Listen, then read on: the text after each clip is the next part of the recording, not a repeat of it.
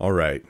Here is the big question that I've spent way more time than I thought I would trying to figure out the answer to, which is, do the last 12 verses in the Gospel of Mark, that's Mark 16 verses 9 through 20, do they actually belong in our Bible?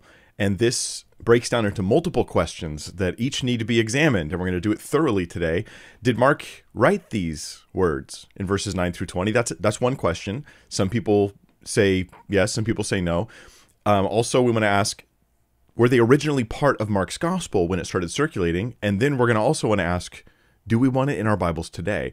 And I'm going to give you my conclusions towards the beginning of this study, because it's going to be a very long study, warning, and we're going to have timestamps down below, so you can find different places where I deal with different things. I've spent, at least 150 hours preparing today's study, reading all kinds of content from everywhere, because I was having a really hard time wrapping my head around it. So here's my best understanding as it stands now. Do we think Mark wrote the Gospel of Mark chapter 16, verses 9 through 20? And the answer to this is going to be, for most Christians, a big yes. Most Christians are going to simply say, hey, look, it's in my Bible. He wrote it, right? Like it belongs there. Most scholars will say no. And I don't just mean like unbelieving scholars. I mean most Christian evangelical scholars will actually say they don't think that he wrote it. These verses, I actually covered verse by verse last week on the Mark series, and there's a link to that down below with a lot of other links down below, or we'll have timestamps later as well. And these verses include 3 post-resurrection appearances of Jesus. He appears to Mary, he appears to 2 people, then he appears to the 11. It's narrated very briefly, and then it summarizes about 20 years of church history with one verse at the end. Jesus giving the Great Commission and then them going out. Now, I talked about the whole snake handling stuff and all that last week, but I've spent a lot of time trying to dig deep on this debate, and I'm going to walk you guys through everything I learned, because, hear me now, most people have a pretty shallow understanding of this topic, even if they have spent some time studying it. That speaks even of me, myself, before launching into the study that I'm about to share with you guys now. I've gone a lot deeper on the topic, especially on the internal evidence. Anyway, we'll get there. Timestamps down below and all that. Let me just explain the lay of the land for us to start out with. Mark chapter 16, verses 9 through 20 has been in most Bibles for most Christians throughout time, not just recently. Throughout time, the vast majority of Christians had this in their copy of Mark, whether it was a community copy or it was their own personal copy or whatever. And most scholars, however, would say it's probably not original. And there are 2 major big reasons for this. One is the external evidence, that is the various copies of Mark we have in history, in Greek and in other languages, and then other stuff like the church fathers and quotes from them and lectionaries. I'll explain that when we get there. And the second reason, not just the external evidence, is the internal evidence. This can be pretty challenging to dig into, especially if you don't have a really good grasp of Greek, right? Which I don't pretend to have this wonderful grasp of Greek. I dabble in some Greek, but I really lean on others for their understanding on a lot of this stuff.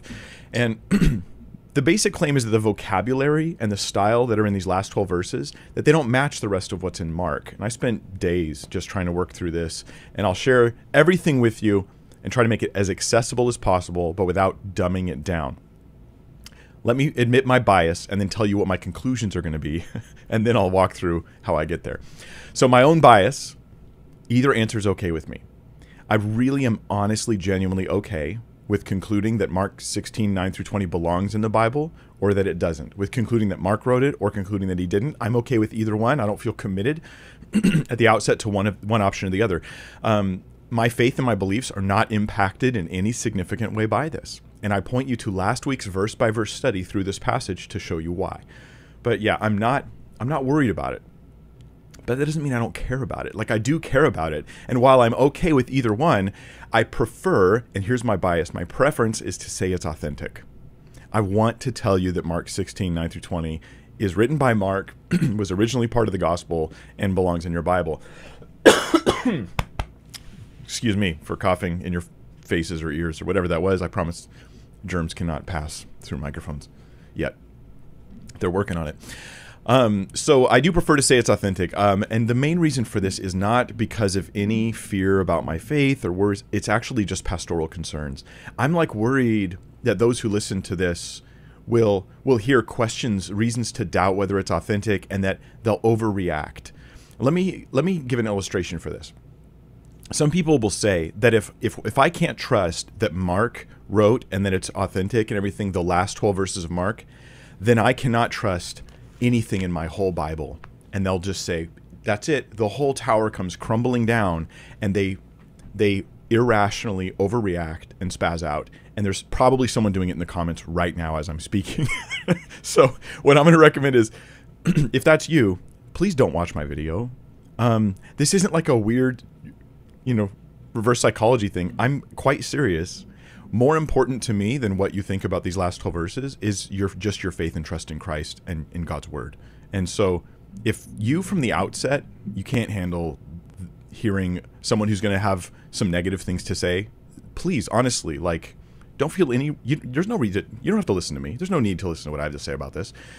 Go look up Nicholas Lunn or Robinson or one of those other scholars, people who've actually defended exactly the position that you find very precious, and learn those arguments and go for it.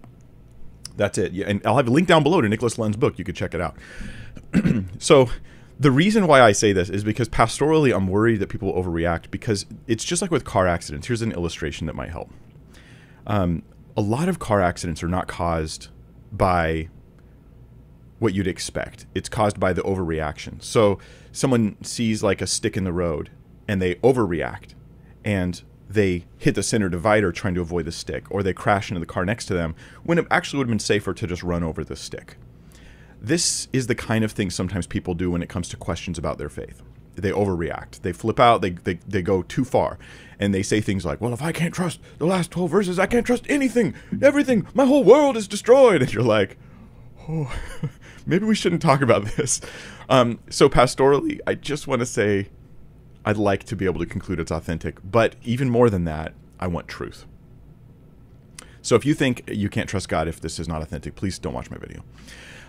There are different issues. There's different issues here, and some people don't talk about the different issues. They muddle it all together, right? One issue is, did the author of Mark, who wrote the rest of Mark, did he write the longer ending? A separate issue is, was it originally part of Mark's gospel, even if someone else wrote it, whatever. And the third issue is, should I treat it as scripture? Three very different issues. Let me give you, before I tell you my conclusions, and then I start working through how I would suggest you should arrive at the same conclusions, I think. Let me tell you why this research was really hard. Because if you've already read scholars on this topic, I think you might be confused and you might not know it. Because I was, and I didn't know it. The majority of scholars, they seemed super solid in their arguments here. And I'm talking about guys like Dan Wallace, Bruce Metzger, Keith Elliott. These guys seem really solid in their argumentation that the longer ending of Mark does not belong. But the minority of scholars, which I focused on primarily in my research this time around, guys like James Snap, Nicholas Lunn, Robinson, Bergen, Farmer, those guys. Or maybe it's pronounced Bergen. I don't know. I don't care. But anyway, the minority, they tore apart the majority scholars' case. And I started feeling a sense of distrust towards this majority, thinking like, boy, you misstated that. You misstated that. But as I continued to study more deeply, and I started thinking, I have to just fact check every single thing I hear from everybody, I found that the minority of scholars, and I do mean James Snap and Nicholas Lunn, who I respect and appreciate, but I care about you and that you think clearly on this topic, that minority who push very hard against the majority, that they tend to be overly critical of the majority, as in they'll take a statement and read it in the most uncharitable way and then proceed to critique it as if it was inaccurate. And if you're not really paying attention, sometimes they're right. Sometimes they're right criticisms. Other times they're blowing things out of proportion. But here's the more important part. When it came to building their own case, they had very uneven standards. That is to say, and I have to put this right in the front, because if you've been reading the scholars on this, you might be confused like I was for, 2 weeks, as I just kept studying, is that what I found among the minority was some good critiques of the majority, but uneven standards. Uneven standards, that is super high, sometimes too high standards for those who present the position against the longer ending, and really low standards for confirming their own position. So I'll give you some examples as we go on through, but this just caused confusion. It turned out in the end, when I kind of finished my study of all this stuff, that both sides were kind of overstating their case, I think, in places, and muddling through that was hard work. Let me give you then my basic conclusions. And I want you to consider me not as the guy who figured it all out for you. I'm a resource for you to consider among others as you work through this topic. My basic conclusions are as follows. Probably, not for sure, but most likely it seems that this was not originally part of Mark. It was not originally part of Mark. And the person who, second issue, the person who wrote the longer ending didn't write Mark. Probably different authors, right? Not the same author at all. And on the other hand, while that might sound pretty negative, I do think we should include it in our Bibles. I think we should include it in our Bibles. And I'll build a case for this later on at the very end, and you can find a timestamp for it down below if you want to get there right now. But I think it should be included in the Bible, in our Bibles, with footnotes and hopefully a careful and helpful explanation for why there is some question about it. I think that that's probably the way to go, and that's the way a lot of translations have been going. I want it in my Bible still. I don't just want to get rid of it, which is what I used to think. Why is it even there if it's not authentic? And I think I hadn't thought it through carefully enough. Anyway, I'll talk more about that later. So here we go. We're launching into the evidential analysis. I'll give you guys lots of links, lots of examples, lots of pictures to look at as well. The external evidence is where we're going to start. The Greek manuscripts, the early translations, the church fathers, and the lectionaries. These are like the four categories we're going to walk through. I'm going to walk through the evidence, and then after I explain what the physical external evidence looks like, we'll say, what do we do with that? Like, how does that apply to the debate? This is not a short summary video. This is going to be a long video. I hope I can make it. I need more coffee. I need to look at my cat. I need to look at my cat. Oh, I want to trade places, make her teach, and I'll sleep. All right.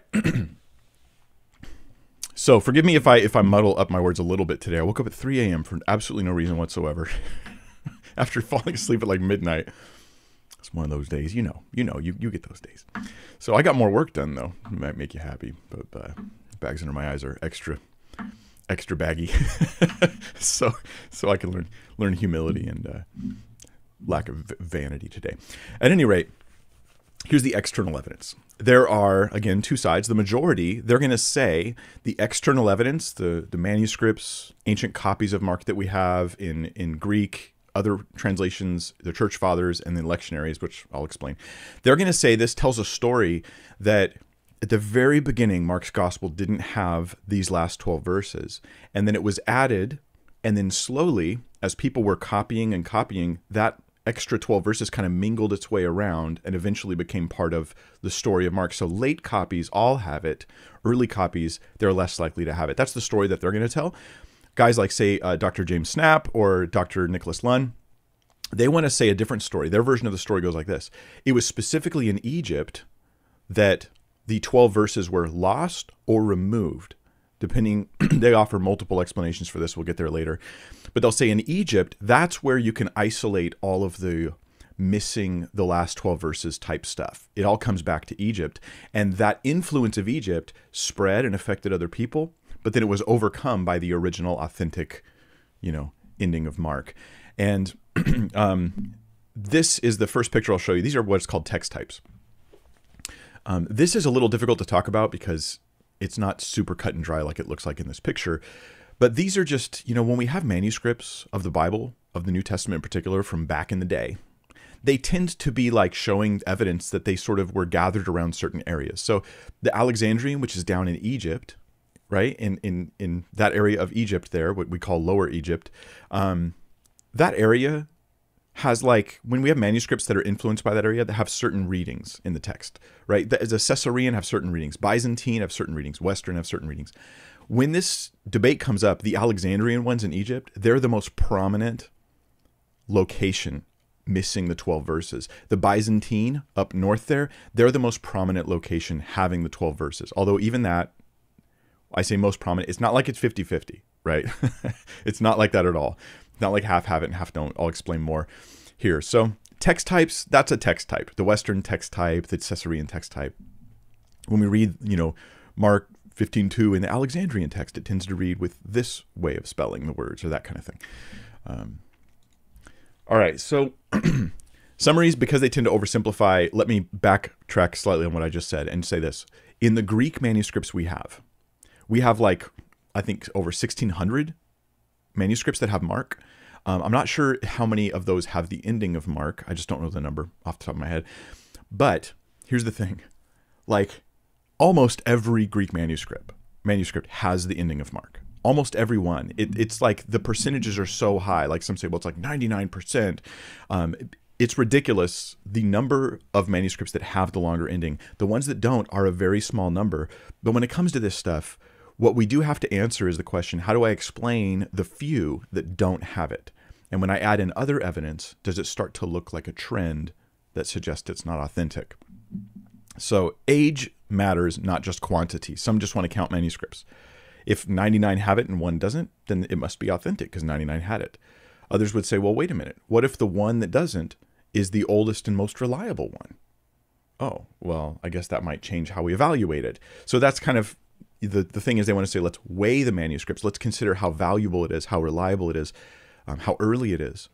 And that itself is complicated, but that's basically the idea that we're looking at. So, and even though I showed you this text types picture, just know this, that the trend of modern scholarship is to think that these text types are more like they cross-pollinate a little more than they used to think in the past, and that it's a little bit of an oversimplification. Not that that helps you. Yes, a lot of the stuff I'm going to tell you will annoy you today. It'll get better as we go. But there's a lot of, let me make you a little confused about this so you can understand that it's the oversimplifications that we often hear are a little bit oversimplified. Let's talk now about the two oldest Greek manuscripts of Mark, the two oldest. And in both of them, the longer ending is missing. So Codex Sinaiticus is the first one we're going to deal with. This is a 4th century codex. Codex just means book, right? So like this is effectively a codex, whereas other stuff would be like a scroll. You know, early on, Mark was probably written on a scroll, right? Nicholas Lund argues, I think he's the one that argues differently. Maybe it was Hester, I don't remember anymore. But it was probably written on a scroll. But shortly thereafter, Christians were very used to using codexes. They started popularizing books effectively because they just wanted to make so many copies, and this was an easy, cheap way to do it. At any rate, Codex Sinaiticus is a 4th century, that is in the 300s. It is a codex book. It's one of the principal witnesses to the Alexandrian text type. Remember them? So this one is like Egypt area. Okay, remember that. That will be important because of those who will argue about how to explain the evidence here. This is important for showing us what Mark 16 looked like pretty early on, especially near Egypt. Okay, pretty early on, you might be like 300s. That's not, no, that's actually pretty early on. That's pretty great that we have that kind of evidence. This one ends at verse 8, and here is a picture of how it ends. And there's a debate about how it ends and what you see in this picture. So in Sinaiticus, it ends right there at the end of Mark. What you see on this picture is you've got like the lines. Those are kind of important. Let me zoom in on those and let me talk about them a little bit more. Everybody agrees Sinaiticus does not have Mark after verse 8. It just ends with verse 8. It's like Ephebonta gar, right? It just ends right there. And then that's the end of verse 8, just like it is in your Bible, you know, for they were afraid. We'll talk about that next week. That'll be our last study in the Mark series. But what the people who push back, what they'll say is, hey, notice these endings, these ending marks. Okay, so he wrote at the bottom of your page there, he writes like, you know, this is, you know, that's the end of the Gospel of Mark. That's what that writing is implying there. And then above it, you have this artistic stuff, these little flourishes. And after the lettering, the scribe, he wrote little flourishes to finish off the last line. Then he wrote a whole line of more flourishes all the way across the line, and he has stuff along the side column as well. What Nicholas Lund and James Snap are going to suggest on this is that perhaps this is the scribe actually telling us that he knows about the longer ending. And what he's doing here is he's adding extra artwork at the end because he's basically saying, don't you dare try and add more to this manuscript after this ending. It's like his way of weighing in on the topic is their suggestion, which implies two things. One, he knows about the longer ending. Okay, so then you could try to suggest that it was present where this manuscript was copied in the 4th century, but also that he's opposed to the longer ending. Let's talk about that a little bit. You don't get too much of the debate back and forth on this when you're reading on it, but here is, oh, by the way, so this scribe who wrote this, he only wrote the ending of 4 books in Sinaiticus. 4 of the places in Sinaiticus where a book ends, this is the scribe who wrote it when you compare the handwriting stuff. And this is one of them. He writes at the end of Tobit. Tobit's there. It doesn't mean they thought it was scripture. That's a whole other debate. But at the end of Tobit, you see he puts flourishes, but there's less of them. And that is noticeable, right? There's a lot less. He only goes halfway across the page. At the end of Judith, the same scribe also, right here in front of you, he wrote some flourishes at the end of Judith. It ends a lot like Mark, a lot like Tobit, but there's less flourishes. There aren't very many flourishes. The only other place was 1 Thessalonians. And again, the scribe, he does actually show a pattern. He tends to have like this little cutesy line going down along the margin. And then underneath, he goes partway through the line. But if we go back to Mark, we see that the scribe drew a lot more than that. Okay, this is just guesswork at this point, but I will acknowledge, right? What Snap and Lund are saying here is, look, we've got 4 examples of the same guy, how he ends a book, and he does something different in Mark. Perhaps he's aware of the longer ending. That seems plausible to me, and it seems reasonable. But the only pushback I would offer is, do we have other examples of scribes doing this, of using artistic flourishes to signal that they don't want anyone to add to this a variant that they're aware of? Also, it could be a response to the intermediate ending. We haven't discussed this yet, but we will. But there's more than one ending in Mark. There aren't like 8 of them, like some people claim, but there's more than one ending of Mark in the manuscripts. And the one that matters to us, that should matter to us, is what I'm going to call the intermediate ending. Some people call it the shorter ending. We're going to call it the intermediate ending. I'm going to call verse 8 the shorter ending. I'm going to call verse 20 the longer ending. That's my terminology for this. And it's possible that this scribe was aware of the intermediate ending. That is entirely possible. And so even if he is weighing in against an ending, it may not show knowledge of the longer ending. So I think that this is a little bit, it's a little bit of a stretch to say he knows about the longer ending and doesn't think it's authentic. He might be thinking about the intermediate ending, even if they're interpreting these symbols correctly. Other scholars will say, like Keith Elliott says, hey, it's really not a good idea to try to read into scribal doodles. I mean, that's his response to this argument, is like, this is not smart. At any rate, let's not miss the forest through the trees. We have a very early manuscript, that the earliest 2 manuscripts of Mark that show that it's not there in these manuscripts. That's pretty interesting. Codex Sinaiticus is the first one. The next is Codex Vaticanus. Codex Vaticanus is also a 4th century codex, a book, right, of copy of a bunch of books of the Bible, but it actually is a little older than the previous one. So this is our oldest copy of Mark as far as Greek manuscripts go. Not our oldest information about Mark, though. We'll get there later. It has Mark ending at verse 8 also. So let me take you to the picture of that. This is Vaticanus. And you can see this on the Vatican's website. I got a link down there in the picture as well for you to go and check it out yourself if you'd like. That's not in the description, but that is in the picture. And this according to Dan Wallace, is the most important witness to the Alexandrian text. And I think a lot of people would agree with this statement. I don't think this is controversial. It's generally thought of very highly. Vaticanus is seen. There's conspiracy theorists. Look, I'm not interested. I think you're not being rational. Okay, so I'm not going to talk about that. But Vaticanus seems to be a very good witness to the Alexandrian text type, showing us what it looked like really early on, suggesting that really early on, at least for the Alexandrian, for the Egypt area, Mark may have ended at verse 8. That's the implication of these 2 manuscripts. The pushback, though, on this from Lund and Snap is actually super interesting. I think you'll get a kick out of this, even though my video is going to be 70,000 hours long today. The pushback on this is they agree it ends at verse 8, just like Sinaiticus. They're like, yeah, it ends at verse 8, but they think, just like they think with Sinaiticus, they think that the scribe is showing knowledge of the longer ending, and in this case, favorable knowledge of the longer ending. Like he knows about it, and he wants to leave space for it. Do you notice these columns? The end of Mark has like, I don't know, a quarter of the column, left in the middle of the page there. That's open space, but then there's a whole blank column. This is not normal in Vaticanus. There's a giant blank column. Usually the next book would start there. Luke would start right there after Mark.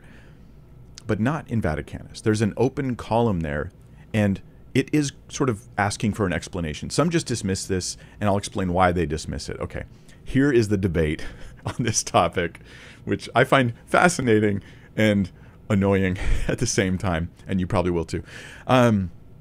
So, like I said, in Vaticanus, a book would start in the next column, not in Mark. This is what James Snap and others would call memorial space. They're like, hey, this is where the scribe is leaving an open space where you could fit the longer ending if you want to. He thinks perhaps the scribe is saying, you know, some later owner of this manuscript, he might want to write in the longer ending. Maybe the scribe writing, this is just guesswork, right? But maybe the scribe writing it, he knows there's a longer ending. He just doesn't have it in front of him in his exemplars and the ones he's using to copy Vaticanus. So his older manuscripts don't have it, but he knows about it from other sources, so he leaves a space for it. That's the theory. Against this, they'll say, hey, but wait a minute, guys. This is like Wallace and those guys say, hey, against this, there's 3 other books in Vaticanus. Here's one of them where there's blank columns and they basically don't mean anything significant. Okay, so in Daniel, there's 2 blank columns, and it's an even bigger space than Mark before we start the next book of the Bible. In Nehemiah, we have another big open space. It's almost a whole page that's empty after Nehemiah.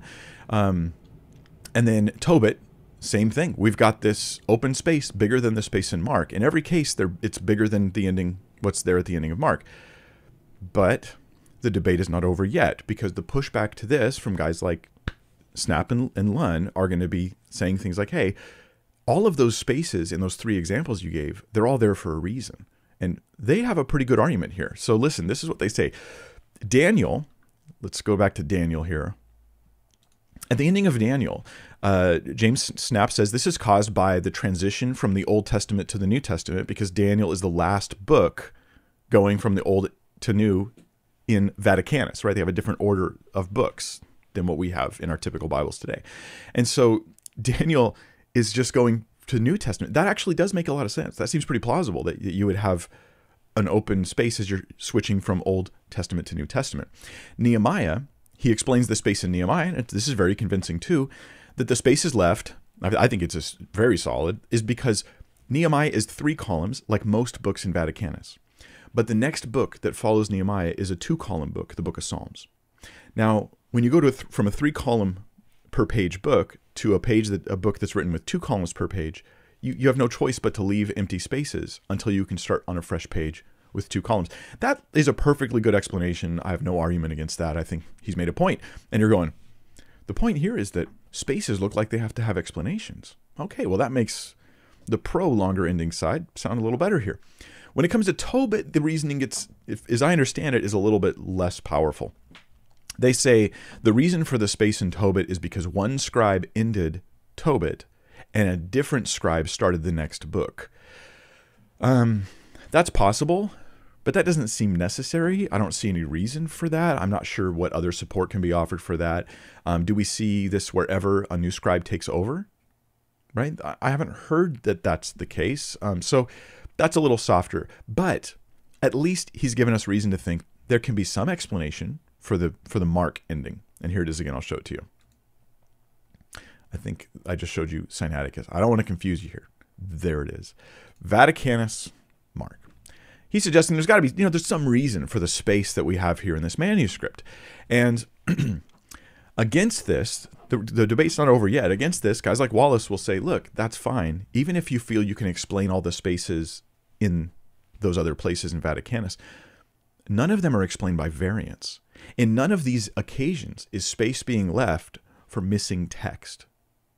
And that's actually a powerful point, because all of them are explained by features that relate to like the nature of the organization of the text. Nothing about variants. That's a pretty powerful point, but it probably has some explanation. And the pushback again would be, okay, fine, you want to explain it somehow? Wallace, others will say, hey, you can't fit the longer ending there anyways. This space that's left in Mark, you can't fit it. But James Snap, who's very thorough and tenacious and he's probably commenting on my video, or he will be very soon, because, hi, Dr. Snap, he always comments on everybody's stuff. So you'll get to hear his refutations of me in the comment section. I'm not going to remove him. You're welcome to leave him there, Dr. Snap. I'm perfectly happy for people to hear what you have to say. I have links to your website too, or at least to your book. So the pushback to this is from Dr. Snap. Oh yeah, is that what you think? And he takes up the challenge and says, I will write in the same handwriting as this scribe uses, I will write the longer ending in the space that's provided here. So let me find it now in my, there we go. This is James Snap's reconstruction where he's like, and I'm pretty sure this was James Snap who did this particular copy. I'm fairly certain I got it from him. But he's like, look, this is the longer ending. I fit it in there. Now, what the naked eye can't tell very easily is that he does, and he admits this, he's not hiding anything here. He compresses the letters a bit, right? He fits more letters in the column than this scribe typically does. He smashes things in a bit. That's true. But I think the point is made that if a scribe was just off the top of his head going, I'll try to leave space for the longer ending, but he didn't have the longer ending exactly in front of him, this would be approximately the right amount of space. Okay, so that feels like a win, a win for James Snap there. I thought that was pretty good. But there's more. We go deeper. We go deeper into the rabbit hole. We go further into Wonderland. Umlauts. Let's talk about umlauts. This is a textual criticism thing. There's a recent discovery about Vaticanus in particular. And it is that, according to Dan Wallace, and he's a very highly respected textual critical scholar and an evangelical Christian, and he says these umlauts, which are like on your screen you see them, it's like a colon put sideways, two little dots in the text. These appear many, many times. I think it was over 200 times off the top of my head, I think. In Vaticanus, they appear there as a way of the scribe indicating that there's some variation in his copies, right? Because not all the copies agree. No, this shouldn't surprise anybody, nor should it worry you. We have incredibly high level of reliability about what is in our scriptures, but that is because we compare the copies and consider them. But yeah, these little umlauts. What's interesting is these umlauts do not appear in Mark 16. The point here is the scribe has a habit, and Vaticanus has a habit, I should say, of using these little indicators to say there's variation, and they don't put them in the most obvious spot of Mark 16. That seems to be important to me. It's true that the pushback is, hey, that doesn't matter because the space, the memorial space, James Snap would say, is enough to tell us that he's aware. He doesn't need to use umlauts because he's using that. But if memorial space here isn't super obvious, and the typical way of demonstrating a variant isn't given, now I feel like it starts to become a weaker explanation. And I also feel like we're paying more attention to the space than we are paying attention to the fact that there's nothing else there after verse 8. And that can be a change of subject that confuses people. There's an alternate explanation for the space.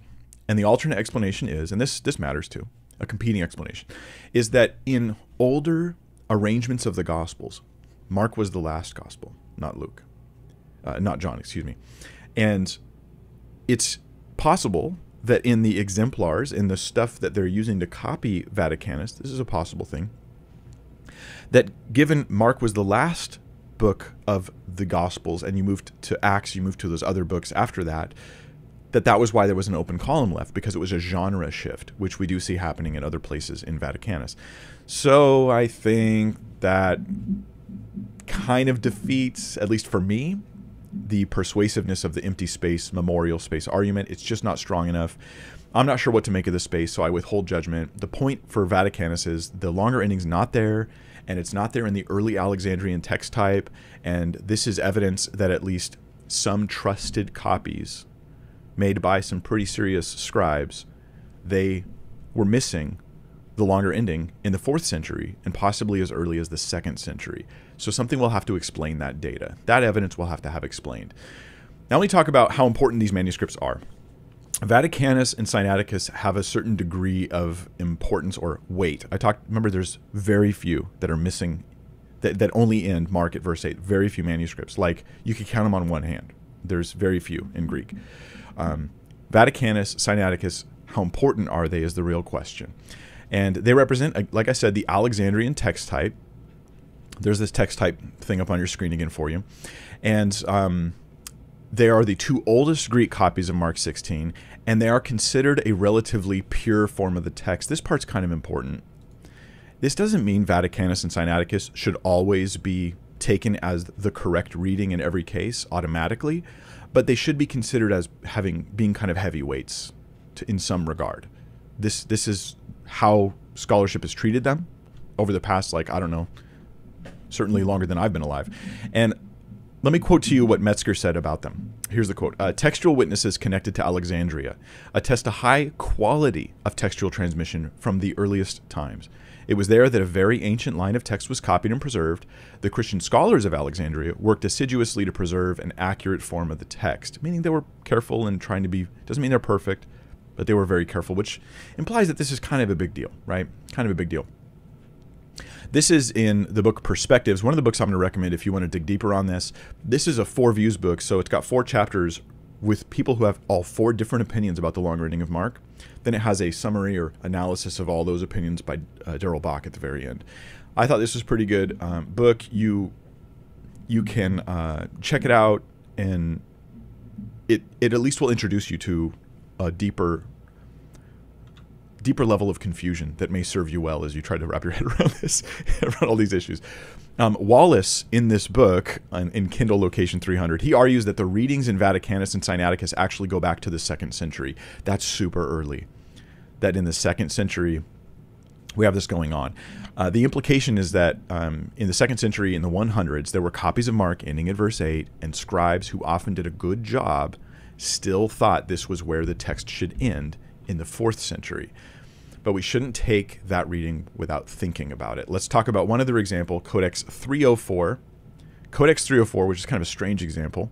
This is a Byzantine manuscript. So back to our text types, the Byzantine are the ones that usually have the longer, they always have the longer ending. This is like the exception, okay? This is a 12th century Bible with commentary. I'm going to acknowledge here that Snap and Lund both have misleading information on this particular one.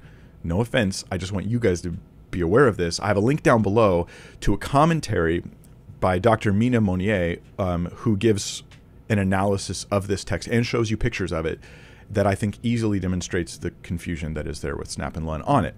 But 304 is Byzantine.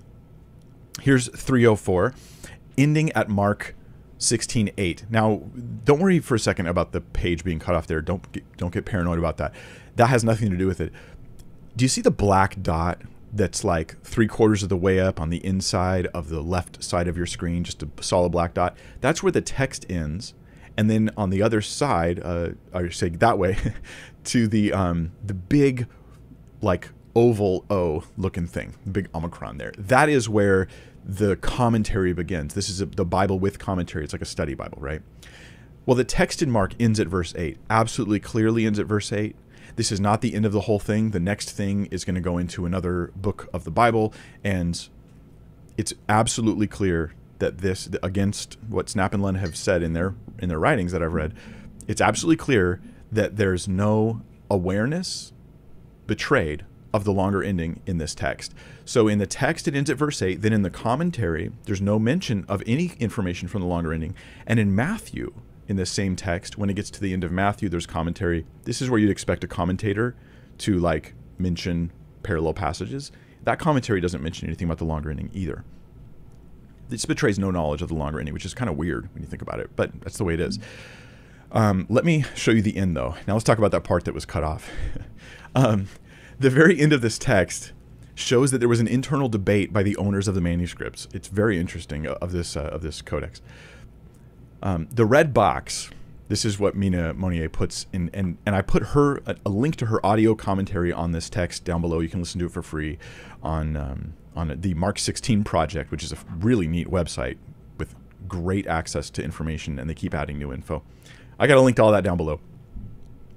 So this, to summarize her points on this, the red box shows the original ending of Mark, where it's the text of Mark at verse 8, the commentary, and then it says, this is a typical Greek scribe thing to do when they're closing a book. It says, as the travelers rejoice upon reaching their homeland, likewise the scribe is upon the end of this book. It's just like a cute way for them to end a book. In other words, Mark definitely ends, in this scribe's opinion, at the end of verse 8. A later owner tried to erase it, which is why it's in the one in the red box is all scrubbed out. So some later owner was like, I disagree with that. Then another later owner, or later person, tried to write it back in the bottom. We don't have the whole inscription there because that's where the page has been cut. Which, who knows, maybe someone did that to remove him writing it in. I don't know. what we're saying is this debate is not new, man. This debate has been going on for a while, and here it is even in Codex 304. Very interesting. Don't listen to Lund and Snap on this one. I think they're wrong. Go to the Swiss National Science Foundation's Mark 16 project, and I have a link to it down below, mark16.sib.swiss. It's hard to find on Google because they are not search engine optimized. Their website's a little janky, but it's really cool stuff for you researchers. Okay, now here's the objection to everything I've just said so far. Mike, that's 3 manuscripts. You got 2 Alexandrian, 1 Byzantine from the 11th or 12th century. How is this that important? Let me just say, we're just getting started. There are some who think the entire argument against the longer ending of Mark is just 2-3 manuscripts and that's it. And that's not true. That is a misrepresentation of the data. Let's talk about other Greek manuscripts that cause some trouble for the longer ending. Here's a quote here from Metzger. And this is a quote that James Snap will say is very misleading. I don't think it's as misleading as he thinks it is. I think it can be overstated, though, so I'm going to grant that. The quote is this, and this is in Metzger's textual commentary, page 103. He says, "Not a few manuscripts which contain the passage have scribal notes stating that older Greek copies lack it. And in other witnesses, the passage is marked with asterisks or obeli, the conventional signs used by copyists to indicate a spurious addition to a document." James Snap's going to labor at refuting all of these things, but in my opinion, and actually specifically Lund and Dave Hester in their work, forgive me, you guys, if I'm mentioning things you're not familiar with. For those who are familiar with them, this is information you need. You need to double check everything they say about the manuscripts, because there's some times where they are just leaving things out. Whether it was deliberate or not isn't the point. Maybe they just didn't check carefully enough, but they leave out some important things. So it's just under 30 manuscripts that actually suggest there's some problem with the longer ending. That kind of matters, doesn't it? Because that means that even if it's present in some manuscripts, they might be saying it doesn't belong. But here's where a lot of my confusion came in studying this. I was thinking that if a manuscript indicates a problem with the longer ending, it's like the scribe is weighing in against the longer ending. And then guys like Snap and Lund are going to say they weren't weighing in against the longer ending. In fact, we think they were generally weighing in for the longer ending. What I realized as I kept studying was I don't really think these scribes were generally weighing in at all. I think they're just saying, I got some copies with it, some copies without it, and so they include it because what do you do when you're not sure, or if you have copies, one copy has a verse, another copy doesn't? You include it, maybe with a note. Like, you're not making a judgment. And that's what I think is happening a lot of the time, is people in history aren't trying to tell you what side to pick. They're just recording what they've got. And when you look at it that way, it changes the debate a little bit. So let me see, I'm getting lost in my notes. It's that they included data that means at least some of the older copies they knew of lacked. Yeah, that's my point. The point is not that these scribes are saying the longer ending doesn't belong. The point is, and this is actually what Metzger's point is, I think, his main point, which stands, even if he has some details here that he overstated. The main point is that in several Greek manuscripts, like just under 30, we have some reason to think that the scribes' previous copies, the older copies that they're using to make this manuscript, that at least some of them don't have the longer ending. In other words, it's not just 3 manuscripts. There's a lot more going on here. Each of these is showing there's a history, and the further back you go, the more there seem to be that lack the longer ending. That's a trend that we care about. There are 5 manuscripts. Let me get into the weeds a little bit more on the manuscript issues. This matters to me a lot because well, you'll see. There are 5 manuscripts from like the 900s to the 1100s. Manuscript 15, 22, 1110, 1192, 1210, and you can get my notes on BibleThinker.org after this live stream's over. Give us like an hour or 2 or 3, or maybe tomorrow. You can get my notes for this whole thing. You're welcome to download this for free. I've got all the details there for you. But these ones, and I'll give you a picture now of one of them. This is manuscript number 22. They have, boy, my computer's moving a little slow. I'm getting worried about that. They have after verse 8, it has a note. Now, the way you can look at this manuscript, this number 22, is there's this indented portion, right? There's text above and text below, and the stuff in the middle is kind of indented, and it looks a little different than the other text. That's the note. That's what the scribe wrote, and he has a little cross thing on the top there to just draw attention to the note. So this manuscript, after verse 8 of Mark, right? After, for they were afraid. After that verse, it has the following note. In some copies, the gospel comes to a close here, but in many, this also appears. In some, it comes to a close. In many, it appears. So 900s to 1100s, this guy knows there's a minority of manuscripts that don't have the longer ending. Some, could be 5, I don't know how many, could be 300 he knows about, could be 2. Like in some, it's got to be more than 1, right? And in many, in the majority, for sure, he says it does appear. And then he gives the longer ending. Manuscript 22 is important because I think you have some misinformation from some others on that one. And 4 manuscripts from the 900s, manuscript 1, number 205, 209, and 1582, they have the following note. Let's talk about the notes. They say in some copies, the evangelist is completed to this point, but in many, these are also present. This is implying that after verse 8, that there's some that are ending, but many that have it. So it's basically the same as what we read earlier. This is around the same time period. The majority of manuscripts have it for sure, at least as far as these scribes are aware. On these manuscripts, manuscript number 1, Dave Hester in his book on this is truly misleading. Like he's completely misleading on this point. I was irritated because you're looking at these people to at least give you the accurate info, and it was not it. Dave Hester, I'm not mad at you, bro. Go look at your book. All right, in 3 of the manuscripts, from about 1000, manuscript 20, 215, and 300, it says the following: from here to the end does not occur in some of the copies, but in the ancient copies it occurs in full. That's interesting because here's a manuscript where they're carrying off in different data than what you would expect based on what the people who are against the longer ending say. These manuscripts, these 3 are suggesting that the scribe thinks the older copies all have the longer ending. In some of his copies, it doesn't appear though. So that would imply, like if all I had was that, I would think the longer ending is authentic. It was just missing from some later copies. But again, Sinaiticus, Vaticanus, they're telling us that that's not the case. There were very old copies that didn't have it. So you get why this is annoying and confusing. So some of them have symbols that may indicate that the longer ending is not in some of their older copies, and that'll be a debated point. I'm not going to get more into that, but I think that at least some of them do, and it's worth noting. In some of them, and here's a weird part, I'm going to throw more confusion into the fire before I give clarity here.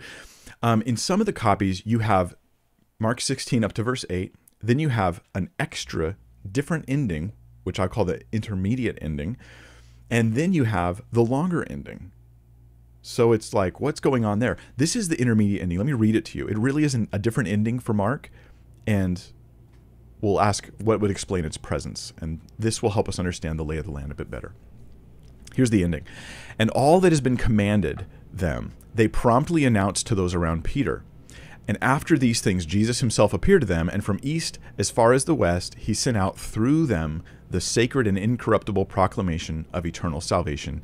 Amen. That's definitely meant to be an ending of Mark. There's other variants in the passage that aren't supposed to be endings to Mark, but this one's the one that matters the most because it's like, clearly that was an alternate ending. Now, if you had the longer ending in your manuscript, you would never have written that. You would never have added that. So every time we see the intermediate ending, it seems to mean that some ancestor to that manuscript didn't have the longer ending. It had the verse 8 ending, and somebody felt compelled to include this data wherever they got it from. So somewhere down the line, the longer ending was missing from the ancestors of the manuscripts that have the intermediate ending. Nobody thinks it's original. Okay, it's not in the running. It's obviously invented to be an ending to Mark, and the best explanation for it is that in an ancestor, it ended at verse 8. So the presence of the intermediate ending is important here. That occurs in some of the copies, and I think that Lunn and Snaptinto not consider the weight of that in their assessments. Let me talk a little bit more about. I feel like kind of a jerk for doing this, but I care about you guys, and if you go through what I went through trying to understand these things, you're going to need some of this data because you may not have like 150 hours to put into the topic. Okay, so on page 35 of Nicholas Lunn's book, the original ending of Mark, and it's considered very persuasive by some. Dr. Craig Evans wrote that he thought this was like dropping a bomb effectively in the scholarly community, and he thought it might shift opinions. After really spending a lot of time with it, I think that there's significant issues enough that I'm not persuaded by it, and I want to warn you about it. So on page 35, he says about manuscript 83. Manuscript 83 is an example of a problem in Lund's book. That after verse 8, the intermediate ending is included in manuscript 83, and then it's followed by a note, these verses are also present, for they were afraid. For they were afraid. His point is this, and you can check this out on page 35 of his book. His point is that the longer ending is not in question in this passage, only the intermediate ending is. So this copy is saying, hey, this intermediate part, that's questionable, but the longer ending is solid. Okay, here's the problem. This is manuscript 83, and here's a summary from the Mark 16 project, the Swiss Mark 16 project website. And they're basically saying, you can read it on your screen there, they're basically saying, manuscript 3 does have that, but it also has a note Lund didn't mention after verse 8 that signifies the ending of the gospel there.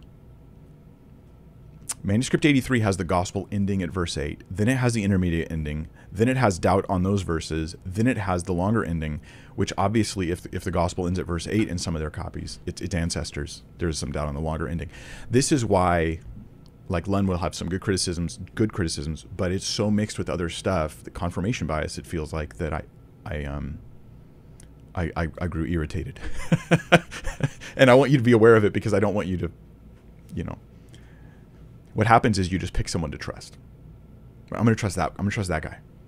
But if you're getting some kind of distortion from a lot of different sources, it becomes hard to do that. You just have to do a lot of work. So let's not lose focus here, though. It's not just Sinaiticus and Vaticanus is the point. There's a number of other manuscripts that show that the textual history of Mark has a significant portion of missing the longer ending. Let's talk now about translations. Translations is a whole other deal. We just talked all about Greek manuscripts. Now we're going to talk about how, while the New Testament was written in Greek originally, it was translated into other languages, and those translations have different readings, and we can compare them, and we can see like a text history. So the Syriac is the first one we'll discuss. This is an important translation. It's an important group of texts. It exists in multiple ways, and I'm just going to throw some info out there for you. I'll try to tie it together later. The Diatessaron is actually Syriac, and it's sort of a translation. I mean, it is a translation of Syriac, but this is not a compilation of the Gospels. It's a harmony of the Gospels, which I think is generally a bad idea. Like, the Gospels are not meant to be interlaced like that, because then you lose some of the emphasis that is meant by the individual authors in those passages. But at any rate, this is what a guy named Tatian did. He grabbed the four Gospels, he smashed them together, he made a harmony of the Gospels, and this was very popular for quite a while. And the Diatessaron means through the four. This was like around 170 AD, okay? Like 160, 175, that's when the Diatessaron shows up. It definitely includes the longer ending of Mark. So 2nd century, we have the longer ending of Mark in the Diatessaron. That's pretty good. That's significant. The longer ending of Mark is definitely older than the Diatessaron. It didn't show up in the 4th century. If anybody thinks that, that's not true. So the Sinaitic Syriac, though, is another Syriac translation that's not like the Diatessaron. It's just a translation. And this is like late 4th, early 5th century, and it is the oldest, not harmony, but oldest translation by a small margin. And it ends at verse 8.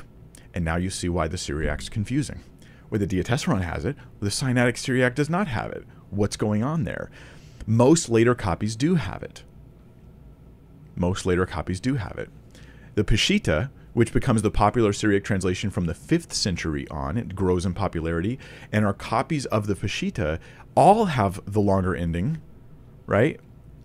But sometimes we get the intermediate ending in the Peshitta as well, and the intermediate ending seems to betray that there are ancestors that had a verse 8 ending. Something has to explain the absence of the longer ending and the presence of the intermediate ending in the Syriac tradition, and our oldest straight translation lacking it in Syriac. Something's got to explain that. Armenian translations. Armenian translations, there's ongoing research on this. We have lots of copies. Dan Wallace says there's over 200 that had been examined, at least to the point at which he wrote in the Perspectives book. And of these 200 Armenian manuscripts that have been looked at, 99 of them lacked the longer ending. That's really significant, right? In the Armenian tradition, there's a strong lack of the longer ending, very present. 33, in addition to that, indicated that verses 9 through 20 were doubtful, and 4 of them put the longer ending in a different location, implying that it was a text they wanted to keep, but that they didn't see it as part of Mark. That's interesting. So, at least not part of Mark's ending. Now, the pushback, and you're going to get a lot of this, the pushback from the pro-LE guys on this is, hey, the Armenian, like from Armenia, not Armenian, like Calvinist Armenian, that's a different word, but the Armenian, this is because it was being influenced by Egypt. Egypt, Egypt, Egypt. That is the battle cry of the pro-longer ending guys. They're going to suggest that everything comes back to Egypt. Egypt is where something weird happened, and then it spread out, and then it was pushed back down. So they're going to say, yes, and the Armenian was probably influenced by Egypt. There's a good case for that to be made. Okay, so they're not just being conspiracy theorists here. There's a good case for that to be made. So Georgian translations. Let's skip to the next one. In Georgia, Georgia's on my mind. Not that Georgia. Georgian, the language. The 2 oldest Georgian translations end with verse 8. End with verse 8. So those who are for the verse 8 ending of Mark being original, they say, look, there's diversity here, especially as we go back. We're like, how come the oldest in the Greek, and the oldest in the Georgian, and the oldest in the Armenian, and the oldest in the Syriac? The pushback against this is that's Armenian influence. The Georgian don't show the longer ending because they're influenced by Armenian, and the Armenian are influenced by Egypt. It's all a result of Egyptian influence. I don't know how to be the arbiter of that debate. I'm just going to share it with you. We need a lot more data to be able to have a more solid conclusion here. The Sahidic translations, the Sahidic, they we used to have 5 manuscripts. This is like a language that's spoken like in Egypt. Yeah, we're back to Egypt. So we used to have 5 manuscripts that were the main samples for like Mark's ending in the Sahidic language. These are from the 8th to 11th centuries. One of those has the longer ending looking pretty normal, and 4 of them, according to Nicholas Lunn, say, he says they place the shorter ending before the longer ending or show some other indication of interruption at this point, although Lunn tends to use vague language when it doesn't help his case. So I didn't look into all the Sahidic stuff. I'd like to know more. But here's the most important element of the Sahidic. We found an even older copy. There's a 5th century copy that more recently has been discovered, and it clearly ends Mark at verse 8. So it's like 300 years, older than what we'd found before, and it ends at verse 8. Everybody here agrees. The debate sides are in agreement. The Sahidic did not have the longer ending in its earliest form. Everyone agrees. The people who are for the longer ending, guess what they say about the Sahidic? It's from Egypt. Sahidic is spoken in Lower Egypt, and so they're going to try to again suggest this is Egyptian influence. I'm not weighing in on that. I feel like it's a little over my head. Latin translations. Let's talk about Latin translations. Latin became the normal language for people who are reading scripture for quite a long time. It almost always has the longer ending in it, in the Latin. And some of our Latin copies are as old as the 4th and 5th century. They go back quite a ways. So Latin very consistently has the longer ending without the intermediate. Okay, just the longer ending. But there's one exception, and it's weird. Okay, there's a manuscript called Babiensis, and its name is also weird. It's weird for a number of reasons. It's just got weird readings. It's like the guy that wrote the Babiensis manuscript was just not very good at his job, right? Like in it says Jesus is like, it has this text that says the gospel went out and was proclaimed from the east to the east. You get the idea that the guy's not doing a very good job. But it ends Mark with the intermediate ending and no longer ending. This is like a real anomaly, right? It doesn't end at verse 8. It ends with the intermediate ending, and there's no longer ending. This is the only one that does this, as far as I'm aware. And the implication, though, is that whoever's making this Latin translation is using sources that at one time ended at verse 8 and then took on the intermediate ending, and then he ends up copying that. Now, the response to this from the pro-LE side is A, it's a weird manuscript. We shouldn't put that much weight on it. And B, and it's our oldest Latin though, but B, they'll say, hey, Babiensis is from Caesarea, and Caesarea is influenced. It's not in, but it's influenced by Egypt. Do you see the pattern? Okay, this is all going to come back to Egypt. So those who are against the longer ending, they'll say the lack of the longer ending in diverse locations in their earliest stages reveals that there was a gradual acceptance of the longer ending, not an initial knowledge of it. And those who are for the longer ending say it's not diverse, it's just Egypt just sticking its fingers in everybody's eyes. That's not their terminology, that's mine. All right, so the lectionary system. Let's move away from translations. Let's talk about lectionary systems. I'll be very brief here. Lectionary systems are just a schedule for reading scripture. It's like a through the Bible in a year kind of thing. You're like, what verses do we read on what days for public reading? And lots of lectionaries exist from like the 800s and on. And from then on, they'd like all have the longer ending from the 800s on. But guess what? Some older lectionaries evidence not having it.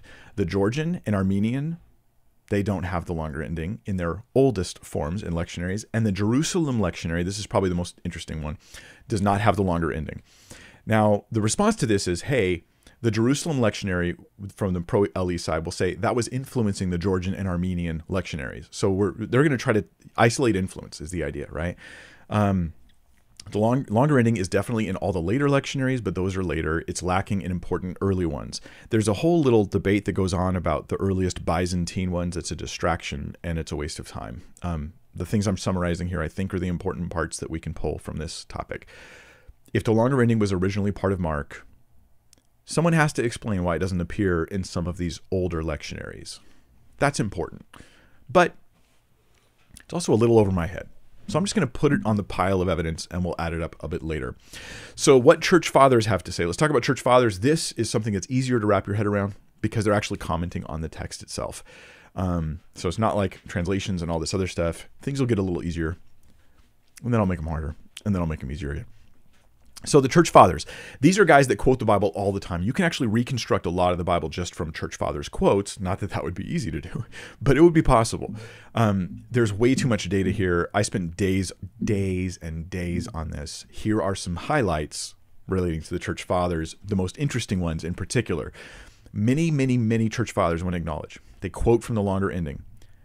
They don't necessarily tell you whether they think it's in Mark, whether they think it's scripture or not, but they show knowledge of the longer ending. Okay, so, but a lot of them do, especially in the late 4th and 5th centuries. That's still kind of early, but there's more data to consider. So probably the most interesting one is Irenaeus. Well, one of the most interesting. Irenaeus lives around like 180 AD, okay, or at least he's writing his Against Heresies. He's writing this in about 180 AD, and he writes the following. Listen to this, because he's going to tell you, he's going to quote Mark, the longer ending, and he's going to tell you it's at the end of Mark, which is pretty significant and very early.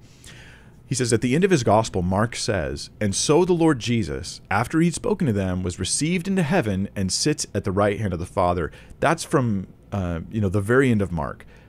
But it's also, according to Irenaeus, it's at the end of his gospel that Mark says this. So he's like a really strong witness. We can conclude very easily from this, and you can see the logic. I don't see any good pushback against this, that Irenaeus had a copy of Mark that to him, it probably wasn't written 5 days ago, right? So like that was older than him, so probably early 2nd century or earlier. He's got a copy Mark that has the longer ending, and he thinks it belongs to Mark. He's got no doubt about it.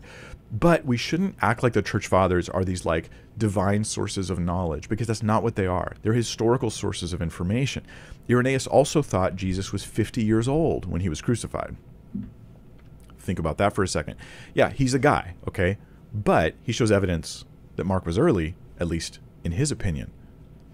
Tatian in 170. Tatian, I already discussed him, but I'll mention him again. He was a heretic. That's not relevant for today's discussion, but Tatian wrote the Diatessaron. It includes the longer ending. He wrote this about 170 AD. It basically means that it was in copies that he had earlier than that. If it was accepted by these guys, it probably wasn't invented in their time. That's reasonable, isn't it? That means it could be original, or it could just be early. It could be early 2nd century. It could be late 1st century, or it could be originally a Mark. All those things would fit with the data from Irenaeus and Tatian. Now, Eusebius, let's go to the 300s. In the mid-300s, a guy named Eusebius, who actually wrote I thought I had it over. I probably do have it over here. I just can't scan all my books right now. But Eusebius wrote his church histories, right? Like everybody knows, he's the earliest church history guy around. And he says the following. Let me give you the quote in short, and how sometimes it can be a little misleading. This is going to be annoying. But I'm in a misery loves company, so welcome. He said the following, and this is how the quote is sometimes characterized in different people who are against the longer ending. They'll say that Eusebius says that it's not contained, the longer ending, not contained in all copies of the Gospel according to Mark. Indeed, the accurate copies conclude the story according to Mark in the words, "They were afraid, for the end is here in nearly all the copies of Mark." That seems like a very, very informed guy who's making a very strong statement. Hey, maybe in the 900s and the thousands, the majority of copies had Mark, but in the 300s, Eusebius is saying the accurate copies don't. Well, I'm more inclined to respect the earlier accounts, but there's pushback. Here's the pushback on Eusebius, and as an apologist, a guy who does apologetics, I really understand this pushback. Okay, I'm going to read it to you now. It's on your screen. Eusebius is writing to somebody. It's not a church history letter. It's a letter to somebody answering questions about objections to the faith, supposed contradictions in the Bible. I have videos dealing with this stuff too, right? So the supposed contradiction is that Matthew and Mark disagree about the timing of the resurrection. They don't. It's kind of a weird objection that he has, but apparently came up a lot around the 3rd and 4th and 5th centuries. So he says, I'm now proceeding to the next question that are always being raised by everyone at the end of the same texts. I do so without much delay, since the will of God spurs us on to this through your commands. Marinus, my most honored and most industrious son, you asked first, how is it that in Matthew the Savior, after having been raised, appears late on the Sabbath, Matthew 28:1, but in Mark early on the first day of the week, Mark 16 verses 2 and 9?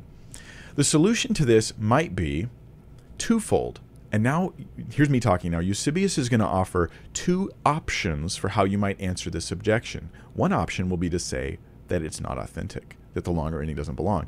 Let's read how he writes this, and I'll give you some thoughts on it. Because some would say, Eusebius is being hypothetical here. He doesn't actually believe that the ancient copies, the accurate ones, don't have the longer ending. He doesn't believe that. He's being hypothetical. I think there's... in the end, I disagree with that. But let's walk through it. The solution to this might be twofold. I'm quoting Eusebius now. For on the one hand, the one who rejects the passage itself, namely the pericope which says this, might say that it does not appear in all the copies of the gospel according to Mark. At any rate, the accurate ones of the copies define the end of the history according to Mark with the words of the young man who appeared to the women and said to them, do not fear, you are seeking Jesus the Nazarene. And the words that follow, in addition to these, it says, and having heard this, they fled, and they said nothing to anyone, for they were afraid. Eusebius then continues, for in this way, the ending of the gospel according to Mark is defined in nearly all the copies. The things that appear next, seldom, and in some but not in all the copies, may be spurious, especially since it implies a contradiction to the testimony of the rest of the evangelists. This, then, is what someone might say, to avoid and completely do away with the superfluous question. Okay, so Eusebius does offer it as an option. Okay, I get this as a guy who does apologetics. You can say to people, I'm not sure, here's one option, here's another option. I do this sometimes, right? Not to be squirrely, but because you don't know everything, so you lay out some options. But then he gives another option. He goes, on the other hand, someone else who dares to set aside nothing whatsoever of the things which appear, by whatever means, in the text of the Gospels, says that the reading is double, and as also in many other cases, and that each of the two readings must be accepted in that they both are approved in the opinion of the faithful and pious, not this reading rather than that, or that reading rather than this. He's saying, hey, you may not like this question or this idea, but then he gives a different option, a different way of interpreting it. I won't get into that. That's his number 2 option. Let me now offer some thoughts on Eusebius. Eusebius seems to not just be saying, here's a possibility. He seems to be granting it's possible because of certain facts of reality. He does seem to think that in the accurate copies it does not appear. But Eusebius also thinks that it may be hasty to say, let's just say it doesn't belong, because it does appear in some of the copies, and maybe God's providence is involved in that. And so we don't want to cast out something that might be intended by God to be part of Scripture. So Eusebius, it seems, thinks that a decent option is accepting that Mark ends at verse 8 and Mark ends at verse 20, and there's multiple readings of Mark, and that was just how God saw fit to give it to the church.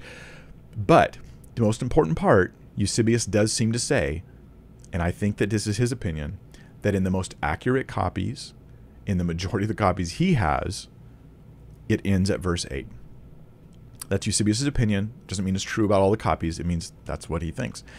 So the pushback that you might get on the pro-longer ending side is, okay, fine, but Eusebius was influenced. Can you guess who influenced him? By Egypt. Right? Because Eusebius, he was educated, his mentor came from Egypt, he had associations with Egypt, and so maybe he's been influenced by Egypt. Okay, let's just acknowledge this is just guesswork at this point, though, right? We're filling in gaps of what we don't know with what maybe we want it to be at that point, and it's just, I'm a little hesitant. The next one who says almost the same quote is a guy named Jerome. In the 400s, Jerome, and this becomes even more complicated, he's in and there's going to be 3 of these, okay? This is the second one. He's in the exact same situation. He's asked, in his letter to Hedibia, a Christian woman, he's asked about this supposed contradiction between Matthew and Mark about the timing of the resurrection. He responds with 2 possible answers, just like Eusebius. Here's what it looks like. Just a second for it to load up. All right. And it sounds so much like Eusebius, but it's not the same, and we need to acknowledge that. Okay, I'll read to you what Jerome says. To answer this question is twofold. Either we do not accept the testimony of Mark, which appears in only a few copies of the gospel, almost all the Greek books not having this passage at the end, especially since it seems to relate different and contrary things to the other evangelists, or else the answer may be given that what both say is true. That's kind of what Eusebius said. They're both are true, right? That's the second answer. And then he goes on and explains how that works. Jerome's quote, the part that's towards the top of the page on your screen right now, he is quoting Eusebius, but not quote. It's not a quote. He's not just copying Eusebius's words and using them. He is saying the same thing Eusebius said, but it's different. Jerome, and here's why those who want to push this aside and go, Jerome doesn't count. He's just echoing Eusebius. He's not a second witness that there are many Greek copies lacking the longer ending in his time in the 4th century or 5th century, early 400s. I push back against that, and I think rightly so, because Jerome changes what Eusebius writes. Jerome says that this testimony only appears in a few copies of the gospel, almost all the Greek books not having this passage. Now, Jerome had a special interest in Greek readings, not just Latin or other translations. Jerome was very interested in what does the Greek say? What does the Greek say? He talks about this. Jerome adds his own information here, suggesting that he's aware of Greek manuscripts, a significant amount, that lack the longer ending.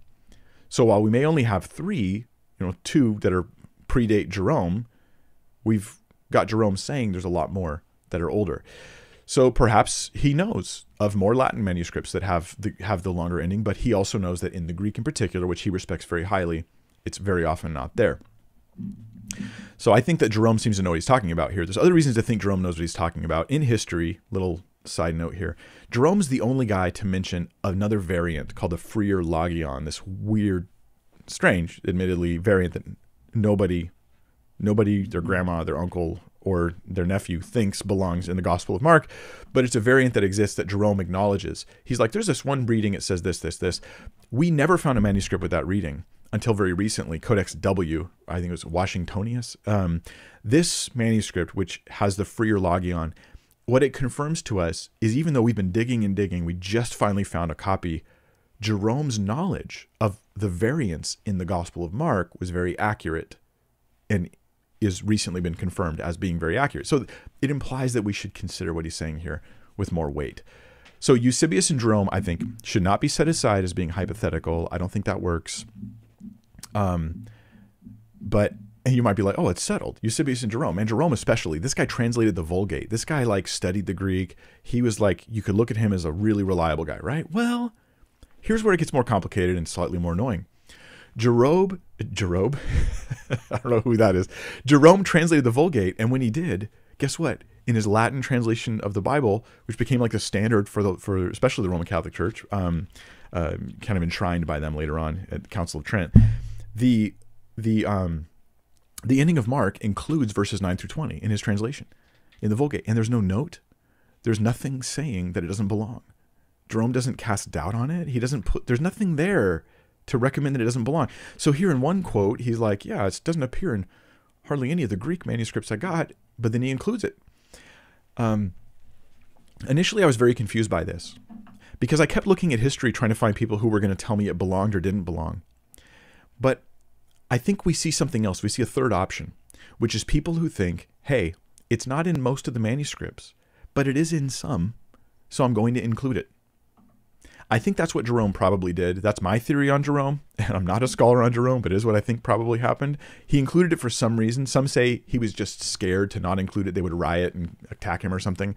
Others would suggest that, and this is what I think, Mark 16, the longer ending, it doesn't actually provide a true contradiction with anything. It exists in some of his manuscripts.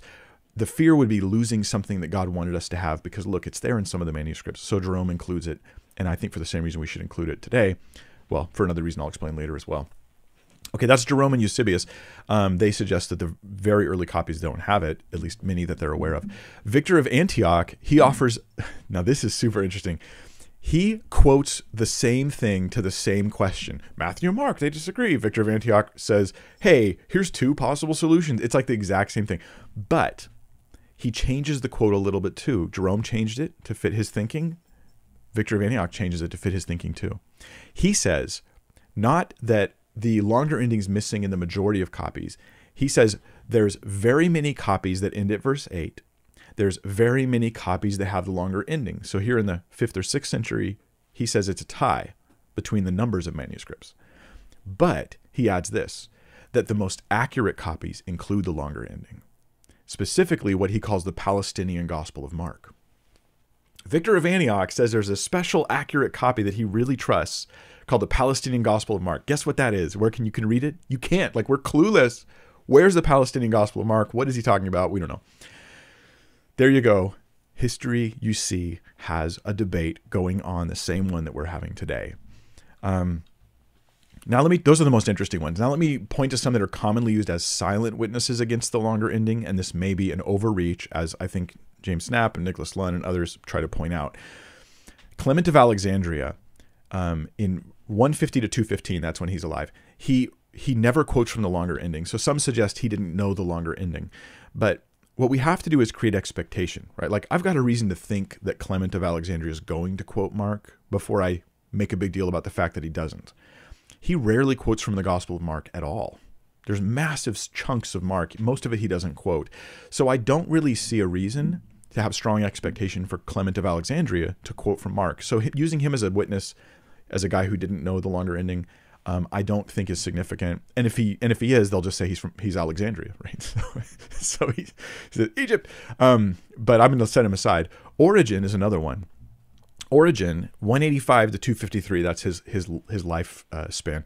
He seems like he had good reason to quote in his second book against Celsus. And I did read chapters 56 through 70, follow his argumentation. This gets kind of complicated, but when you read through the text, you go, it would really help your argument if you had another verse from Mark to quote in here about the more faith thing and all that we talked about last week. So, okay, I think Origen does have reason to quote from the longer ending in this particular passage. He often doesn't quote Mark, but here there's a place where it would have helped him. But that's not super strong evidence. I wouldn't put a lot of weight on this. Origen may be soft evidence that there's an important guy in church history who is not familiar with the longer ending of Mark. That may be the case. I wouldn't put too much on that. It does seem reasonable, though. Other people don't quote it, and it doesn't really matter. Tertullian and Cyprian in North Africa, but you need to create expectation. Origen's the only guy I see expectation for. Now, let me talk about First Clement, because I spent pretty much almost a whole day on First Clement. And here's why. First Clement is like crazy early. This is a document that was written around like 95 AD, like right around that time. So we're talking late 1st century, and it was written from Rome, which is where Mark was probably written. Nicholas Lunn, in his book, he thinks that, and I've got the link to his book down below as well, he thinks that this book, this letter, 1 Clement, it actually betrays knowledge of the longer ending of Mark. That would be massive evidence, because that would mean it had to have been known in Rome in the 1st century and accepted as scripture. This would like almost close the deal, this one piece of evidence. So I spent a lot of time on it, trying to check each detail, look at all the evidence. I have lots of notes on this. I'm not going to share them all with you. Here's my conclusion. Lunn compares 1 Clement, little phrases and words, and he tries to source them, and the assumption he makes that he doesn't tell you he's making, I think, is that he's trying to figure out which one of the Gospels these words came from. That's a big assumption to make, that 1 Clement is sourcing these words in one of the Gospels. That's a big assumption. He doesn't mention that. So when he compares Clement, 1 Clement, to the letter to the Corinthians, when he compares this to the other Gospels and Mark, he's like, hey, of the 4 options we've got, Mark uses these words more than those other guys. So I'm going to suggest that he has knowledge of the longer ending. What I did, though, was I compared these Greek words throughout their use in the entire New Testament. And the long story short is this. 1 Clement is far more closely connected in those very words to the book of Acts or to like the letters of Paul than it is to the longer ending of Mark. It's only when you ignore the rest of the New Testament and you assume 1 Clement is using one of the 4 Gospels for his sources on these, they're not even quotes, they're just words. Then you make that assumption, then you can build your case. I think this is like a tricksy Hobbit moment for Lunn. I'm not saying he's doing it on purpose, but it's like, wow, that's really, well, I guess you're right, but no, it's not. Here, I think when trying to build connections between the longer ending of Mark and church fathers and old writings, I think that Nicholas Lunn in particular, I think James Snapp seems to do this too a bit. I'm sorry if I'm insulting to anybody. I don't mean it that way. We care about the data. These just happen to be people who are presenting data. I think that they tend to have questionable methods, very low standards for confirming something connects to Mark, and I saw that happen a lot. So here's my thoughts on Nicholas Lunn and James Snapp is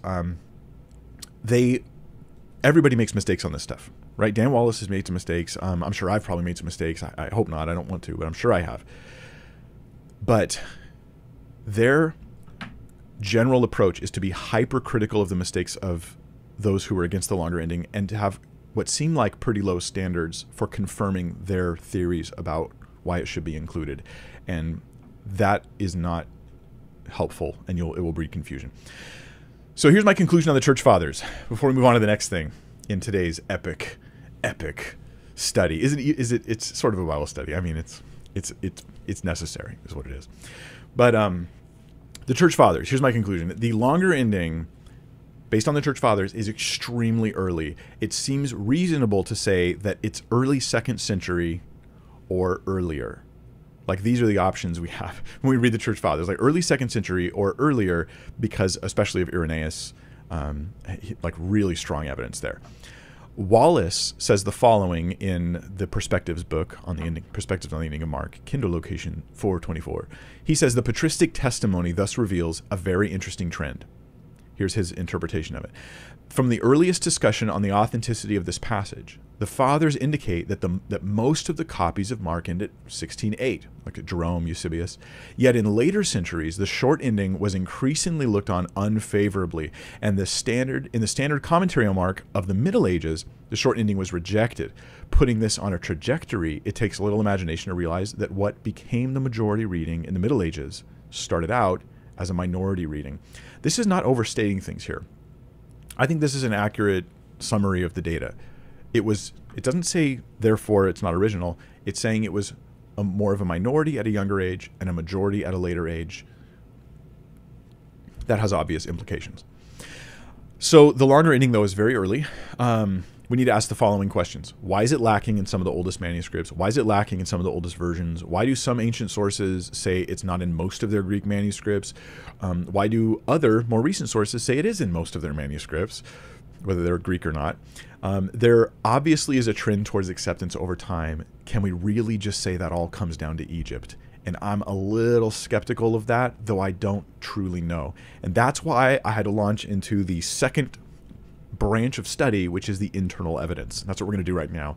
The internal evidence is not about manuscripts.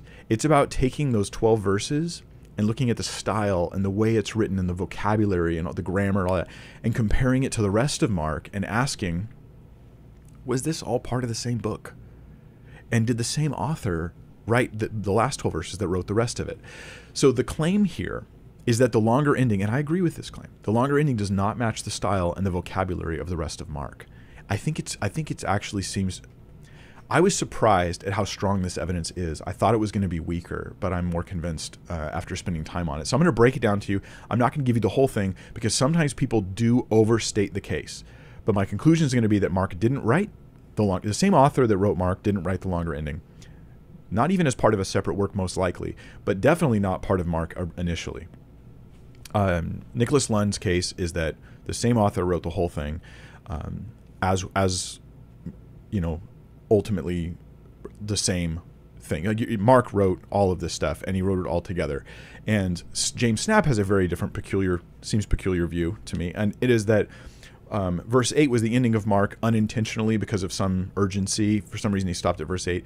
And so Mark had other writings. They grabbed another writing of Mark's that was a nice summary of what happened after the resurrection, and they just dropped it into that passage. So Mark is the author, but it wasn't originally part of Mark, but you can still consider it part of Mark because it was the same author. And that's kind of Snap's view as I understand it. Okay, some have overstated their case. Let me first get this out of the way. This is criticized rightly by Lund and Snap and others. What some do is they read the last 12 verses of Mark and they gather every unique word, every word that occurs in the last 12 verses that doesn't occur in other places in Mark. And they go, we've got like 17 unique words. Therefore, this doesn't match the rest of Mark. 17 words and 12 verses, that doesn't match. Okay, there's proper pushback against this. You can't just count unique words without context and thinking about why they're there. For instance, the word 11 is there. The word snake is there. The word poison is there. There's no reason in the rest of Mark for them to use these terms. There were 12 until the last part in Mark where there's 11. Okay, that's the only time you're going to use the word 11. You know, when we get in Mark the story of John the Baptist's beheading, we have words like birthday and Herodias and platter. Those are unique words, but they don't mean Mark didn't write it. They're needed for the story. So we can't include those. I was sort of driven nuts going through this personally. Let me share some of my frustration with you, because I started thinking that the standards felt sketchy on all sides when it came to how they were proving whether Mark really wrote this text or not. It just didn't feel like this is the right way to analyze it for some of the stuff that I was reading. The best source I have found, and I've linked it below, you can read it for free on academia.edu, you just make a free account there, and I've linked it down below. This is an article by Travis Williams, who I'm very grateful to, who also I was able to interact with on email about this as well. His article, let me just show you at least what it looks like. Bringing method to the madness, examining the style of the longer ending of Mark. Man, when I read this, it was like I wanted to hug the man, because one of the things he criticizes is that on both sides of the debate, there are lax standards and there isn't consistent methodology for proving that Mark did or didn't write the same 12 verses as the other verses in the book of Mark. This article was a breath of fresh air. His complaints, like, I was like, yes, thank you. And that's why I originally wrote him, was to be like, thank you. It's like a drop of clarity in a pool of confusion or something like that. I was really poetic, what I wrote to him was really, it was a good email. So both sides have been inaccurate on this, though I think that Lund did me personally more harm than others, because it took a while to undo some confusion that was created by reading his. So let me start with, hold on. I can fix this. We can fix this. Everything's okay. All right. This is verse 9 in Mark 16:9. Well, let me point out a few of the problems that show there's a disconnect in the internal evidence between the ending of Mark and the rest of Mark, at least the longer ending of Mark. So verse 8 would be the ending. I would actually say verse 7 and 8, right? Go tell his disciples and Peter, he's going ahead of you to Galilee. There you'll see him just as he told you. They went out and fled from the tomb, for trembling and astonishment had gripped them, and they said nothing to anyone, for they were afraid. Plenty of people don't like the way that ends. We'll get there next week. when I try to build a case for why I think that we can accept that ending. But verse 9 has a break, like a disconnect with verse 8. In other words, it feels like whoever wrote verse 9, it wasn't originally part of the longer ending. It wasn't originally part of verse 8. Now, actually, James Snap agrees with this. Agrees very strongly with this. So it starts weird. In verse 8, the subject is the women, right? They went out and they said nothing to anyone, for they were afraid. The subject continually is the women in verse 8. The subject here in verse 9 is Jesus. Now, in the English, that doesn't seem like such a big deal. It's just after he had risen. And a lot of times Mark doesn't use the name of Jesus. That's pretty common in Mark. He'll use like some other term, he. But in the Greek, this is a nominative singular participle, anastas. Anastas, the way it's used and the way that Mark uses participles like this, there should be something in verse 8 that is about Jesus. And then verse 9 is continuing the discussion about Jesus. So this doesn't give the whole case. This just demonstrates Mark doesn't usually write like that. That's a little strange. Another strangity, is that a word?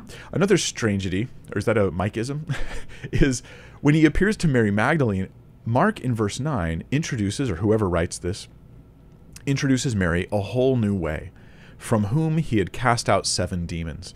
Now, Mary has been introduced 3 times so far. Mary is in 1541, right? Her first introduction, she's Mary Magdalene, 1540, excuse me.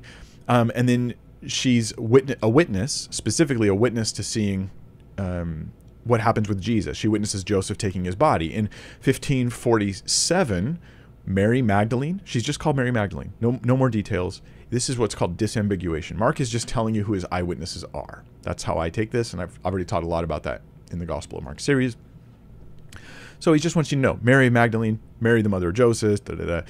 Then they see where he's laid. Then in verse 1, Mary Magdalene, again, she's going to see the empty tomb and witness the angel. That's their function here. But all of a sudden in verse 9, she's introduced for the 4th time, and new data about demons cast out. It's just strange. Let's just acknowledge this is not what you expect. Her name, she's been introduced, hasn't been discussed this way. The story of the demons being cast out was never recorded in Mark. She is introduced this way in Luke. Luke introduces her, but it makes sense because it's an early introduction, not the last mention of her. That seems strange. I don't think there's any good explanation for this. I've heard explanations. On page 140 of his book, Nicholas Lund tries to offer various explanations. I think if you carefully analyze his comparisons to the Old Testament, they don't work at all. I think that they fail badly. And it actually makes me feel more strongly about this. There's also in verse 9, there's no transition. This is a softer thing. There's no transition from the many women to just Mary. Right? He first appeared to Mary, but what about these other women? They're not discussed. Mark has tracked with them, and all of a sudden, they're not discussed. It also restates a time already mentioned just a few verses earlier. So Jesus rose early on the first day of the week. That's when they go to the tomb. Very early on the first day of the week. Verse 9, it's almost like it starts fresh. Now, after he had risen early on the first day of the week, but wait, he already gave that time indicator. It seems a little odd. All this is to say, the way verse 9 sits in the text, it doesn't feel like it flows from verse 8. That's the implication. There's a lot more data we need, though. I wouldn't cast it out based on just that. I'm not going to cast it out at all, actually. But I wouldn't make my decision on that. There's then examples of internal evidences that are like the way that Mark writes. So in the longer ending, Mark uses terminology and uses certain like style of Greek that reflect that perhaps it wasn't Mark, right? Because Mark is a peculiar writer. Mark has what some scholars call Markisms. Markisms are things like euthus, the word immediately. You've read this when you read the Gospel of Mark in English. You're like, why does he keep saying immediately? Does he mean it happened right away? Is that what is this a time thing? Like, and immediately, and immediately, and immediately. Now, actually, Mark just has a peculiar way of using immediately. Sometimes he's just saying like, another thing that happened. Like, he's not even using it like that. It's just a Markism. It's just the way he is. 41 times he does this. Now, this is usually on lists of words that are in the longer ending that don't belong. Or that should belong, excuse me, that are not in the longer ending, that should be there because Mark uses them. But I'm going to agree with like Nicholas Lund and James Snap here. Euthus is not, as far as I can tell, a good example of something we expect in the longer ending of Mark. So it's on all the lists, as far as I can tell, but it doesn't seem like a good example because you can't just say, Mark uses this word a lot. He doesn't use it here. Therefore, it doesn't belong. Like, you're going to start cutting all sorts of stuff out of the Bible if you think that. That's a very reckless way to do things. It's not accurate. You need to prove there's expectation. Another one that I think is a bad example is the word Palin. Palin, and I spent a lot of time, too much time on everything, but Palin is a very common example. It's used 28 times in Mark. Mark uses the word Palin to say again, the word again, basically. And there's actually a paper written by Dr. Randall Booth on Mark's use of Palin. I'll show you the picture of it here. I was able to contact Dr. Booth, and I'll show you what he said. It's in Notes on Translation 61. It's very difficult to get a hold of, but if you message sil.org, they may provide you with a copy. I was able to get one that way. Very hard to get that copy. But this is a true Markism. Okay, what we can acknowledge is Mark uses Palin in a very specific way. It's very much a Markism. But, and Travis Williams in his article suggests this is evidence against Mark having written the longer ending because it doesn't show up in these 12 verses. But the big question is this: just because Mark uses it a lot doesn't mean I expect him to use it here. So I actually messaged Randall Booth. I got a hold of him. It was easier to get a hold of him than it was to get a hold of the paper. But I asked him the following. I said, here's my question to him.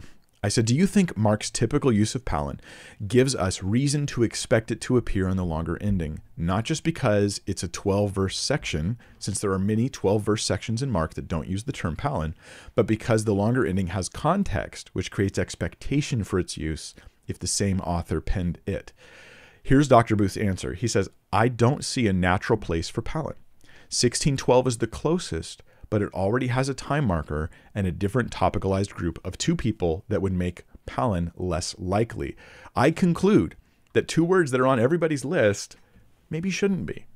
Euthus and Palin, immediately and again, don't seem like, they are Markisms, but they don't seem like they belong in the longer ending enough for us to think that it matters. There are a bunch of other ones that do matter, though. So let's walk through those. Kai. Okay, Mark has a Markism, a thing he does where he likes to use the word Kai in a way that's more like a Hebrew thing, like the way the Hebrews talk, and not so much Greek. In Greek, authors tend to use the word day, and Mark tends to use the word Kai. Now, they are interchangeable, but tendency is what we're highlighting here, not possibility. Okay, it's not impossible for Mark to use day that way. Generally, he uses Kai. It's the and word. Now, this is important because this is not a word like 11 or snake, where you expect it in the passage because it's about those issues. This is like a building block word. Travis Williams talks about this in his paper, which I highly recommend, and I've linked down below on the, Bringing Method to Madness paper. And a building block word's special because regardless of context, Mark just keeps doing this. Like throughout his whole book, he just keeps using Kai in a particular way, no matter what he's talking about, meaning that no matter what he's talking about in the longer ending, you would expect it to appear here. It reflects Hebrew influence, and it's not just how often Mark uses Kai. He uses it a ton, but it's the way he uses it that's special. Typically, the word day is preferred here. In other Greek sources, Mark goes with Kai, possibly, like I said, due to the Hebrew influence. The longer ending completely flips this. Whereas everybody else, the other Gospels, they all use day over Kai. Mark uses Kai over day. Other Greek writers use day over Kai. Mark uses Kai over day. But in the longer ending, it suddenly becomes very Greek, and it doesn't sound like Mark. Lunn tries to offer two passages in his book of examples of sections where Kai and day are used as similar ways as they are in the longer ending. But I think these sections, when you read them, you realize they're not narrative. They're not the same kind of thing. And so they don't apply. I think they're bad examples. And so I think they're kind of misleading. Now, in a messenger conversation with Travis Williams, I wanted to ask him about this. So here's what he says, and he gives some more clarity than even what's in the article. He says, the striking part is that Mark employs Kai like a Jewish author uses the Hebrew conjunction vav. He places it at the beginning of sentences to string one idea to another so that multiple statements are in a coordinate relationship. If you were hearing it in Greek, it would sound like a 6-year-old telling you about their day at school. And the teacher said this, and the teacher said that, and this happened. This is good Hebrew, but terrible Greek. It's not that Mark is dumb, you guys. It's that he's natively Hebrew, and he's writing now in Greek, so he has some leftover remnants. People who have a second language, say English is your second language, you have some things that come from your mother language and they influence your way of speaking in English. The question then, I continue Travis Williams' quote here from the conversation we had. He says, the question then is that if Mark does this so often in 1:1 through 16:8, enough to establish that when Mark writes, this is how he writes, why don't we see the same phenomenon in the longer ending? In the longer ending, the sentences are more complex. There are adverbial participles making up complex sentences, and the primary connective conjunction is de, which is much more reflective of traditional Greek usage. Why would Mark use a distinctive style for 16 chapters and then all of a sudden decide to switch it up?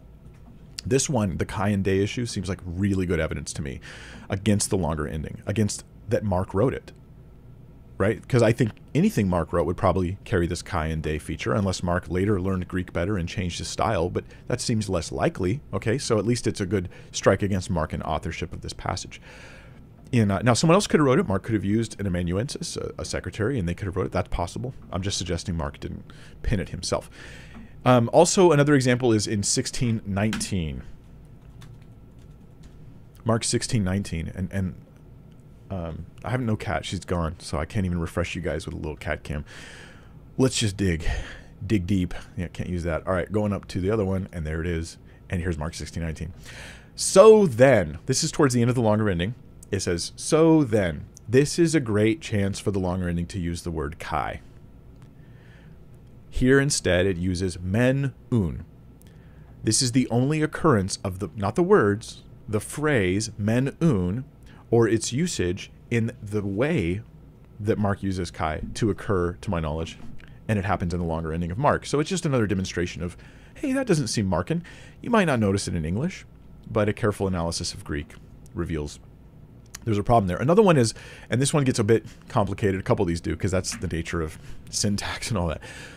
Mark uses the historic present, okay? This is a verb form that Mark prefers, the historic present in Greek. He uses it more than any other gospel author, and his gospel short. And he uses it more than what's typical for other Greek writers at the time. In other words, this is like a real Markism, like Mark writes this way. Let me show you how much he does this. This is in a book about on the synoptic problem, Horace Synopticae, I think is the name of it. I'm trying to remember. It is in English, even if the title is not. But this author went ahead and lined up 151 times Mark uses the historic present verb form and compared it to other gospels to just demonstrate, here's my point, Mark does it and they're less likely to do it. Other research has gone into this to show that it's not just Mark. It's not just the other gospel writers. It's just Greek writers in general. This is like a Mark thing.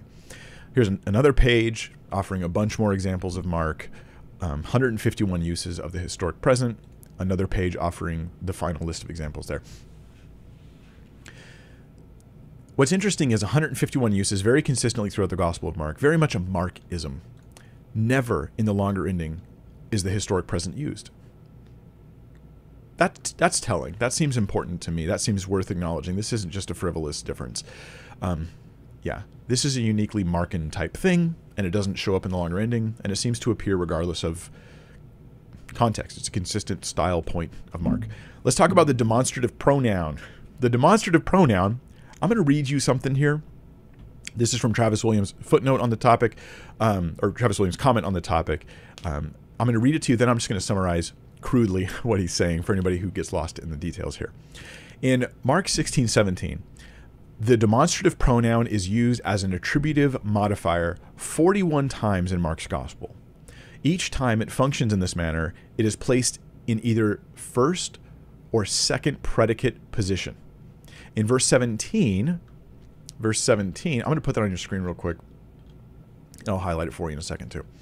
In verse 17, it's going to be these words, these signs. The construction would be an anarthrous second predicate position. While this construction does appear elsewhere in Mark, like 6:4, never does it occur with the demonstrative pronoun, which it does in verse 17, I add. Now quoting him again. Furthermore, in this predicate position, there is never such a great separation between the pronoun and the word it modifies. Now, this is me again. In the English, these signs is together. In the Greek, they're separated with 3 words between them. That's another example. So here's what this is saying. in crude terms, simple terms, the way the phrase these and signs, these two words, the way they appear in the Greek is different than the rest of Mark, both because of the words chosen and because of the fact that they're separated by 3 other words appearing between them. So their location is weird. It's another example of how Mark typically constructs sentences differently than something we find in the longer ending. You know, I would just ignore a lot of these anomalies to a point, right? But they add up. Let me give you another example that I think is very important. Theaomai. Mark has 66 times he uses a verb for perception. He usually uses harao, or blepo. So harao he uses 50 times, blepo 16 times. And that's when he's talking about people seeing things. He uses them in important moments, when they see Jesus walking on the sea, when they see Jesus laid in the tomb, when they see the tomb empty, right? Come and see the place where he laid. Mark uses harao or blepo. But 2 times in the longer ending, verbs for perception are used, and it's a different verb that doesn't appear in Mark elsewhere, theaomai. We're not saying that Mark is ignorant of the word. We're saying he doesn't tend to use it. I have not seen any good explanation for this from James Snapp or from Nicholas Lunn. I have walked through their explanations, but I'm not going to do that today. I think the point stands, and you're welcome to check it out on your own if you'd like. That's in Travis Williams' article, which is relatively short and points you to other sources you could look at as well. Now, this is what Williams thinks is the strongest piece of internal evidence against the Markan ending, and it's the word poruomai. Now, poruomai is a word for going. So, and they went out, they go out. This is poruomai. Mark has this word happen a number of times. Williams, again, he says this is the strongest piece of lexical evidence, internal evidence, that Mark did not write the passage. Let me tell you how he built his case. Number 1, he says the word poruomai, it does not have situational specificity. That is, it's not like a leaven or poison or snake. It's not a word that you expect for a situation. This word just describes movement from one place to another. And Mark does this about 25 times in his gospel. When he does it, it's not that he doesn't use poruomai, it's that he uses what's called a compounded form, or poruomai with a prefix, like poruomai, right? Ekporuomai or something like that. Like, these are examples, and forgive me if those examples aren't the best ones, but those are prefixes. Greek prefixes I'm attaching to the word. And so they're going to add a prefix to describe the way. He does this 25 times. 16 of those, you use this exact same verb, poruomai. But when you add 25 together, that's a lot of examples. That's a lot of examples. So Lunn's own analysis of this in his book strengthens this, because he's like, let me compare how the other Gospels use the prefixed form of going compared to the non-prefixed form, right? Mark, he likes the prefixed form big time. The other Gospels, they like the unprefixed form big time. So Matthew has 29 uses without the prefix to 7 with. Luke has 51 without to 16 with. John has 16 without to 2 with. Acts has 37 without to 9 with. This is a strong just tendency, probably, of just Greek writing.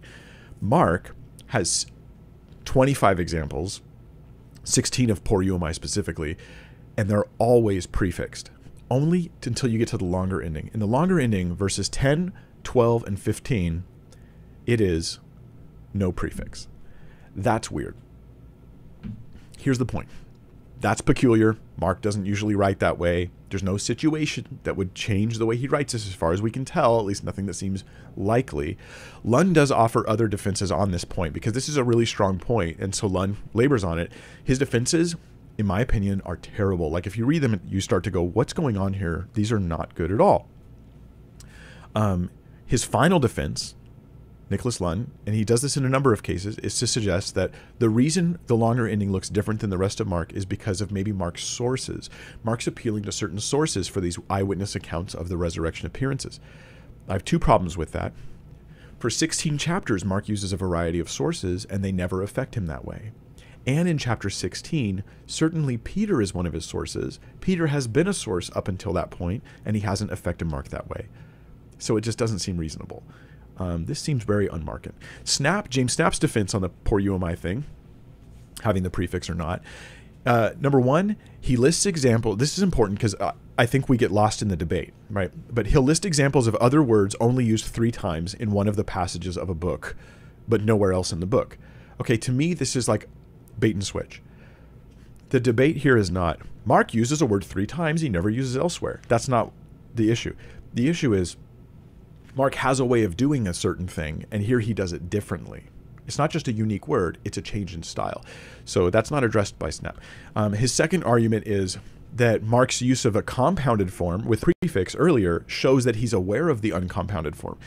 But again, this is bait and switch, because the problem in the longer ending is not that poiomai is a word that Mark doesn't know about, like he's ignorant of the term. It's just a word that Mark knows about and doesn't use. And so I see no good defense against this. Now, let me hit this home, the internal evidence with a final observation.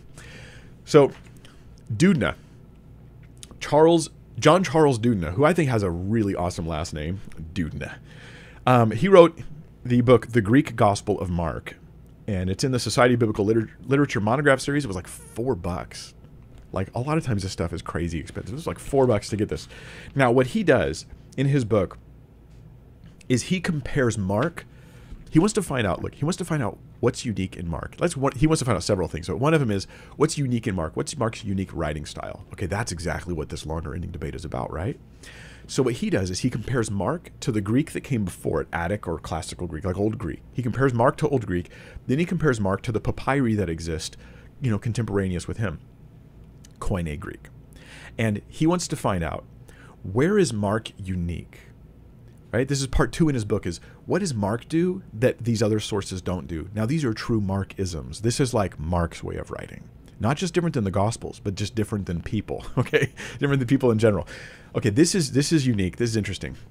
In the conclusion, Dudna has 21 of what he calls Mark-isms, 21 features of Mark that are distinct to Mark. That's how Mark writes, Mark-isms.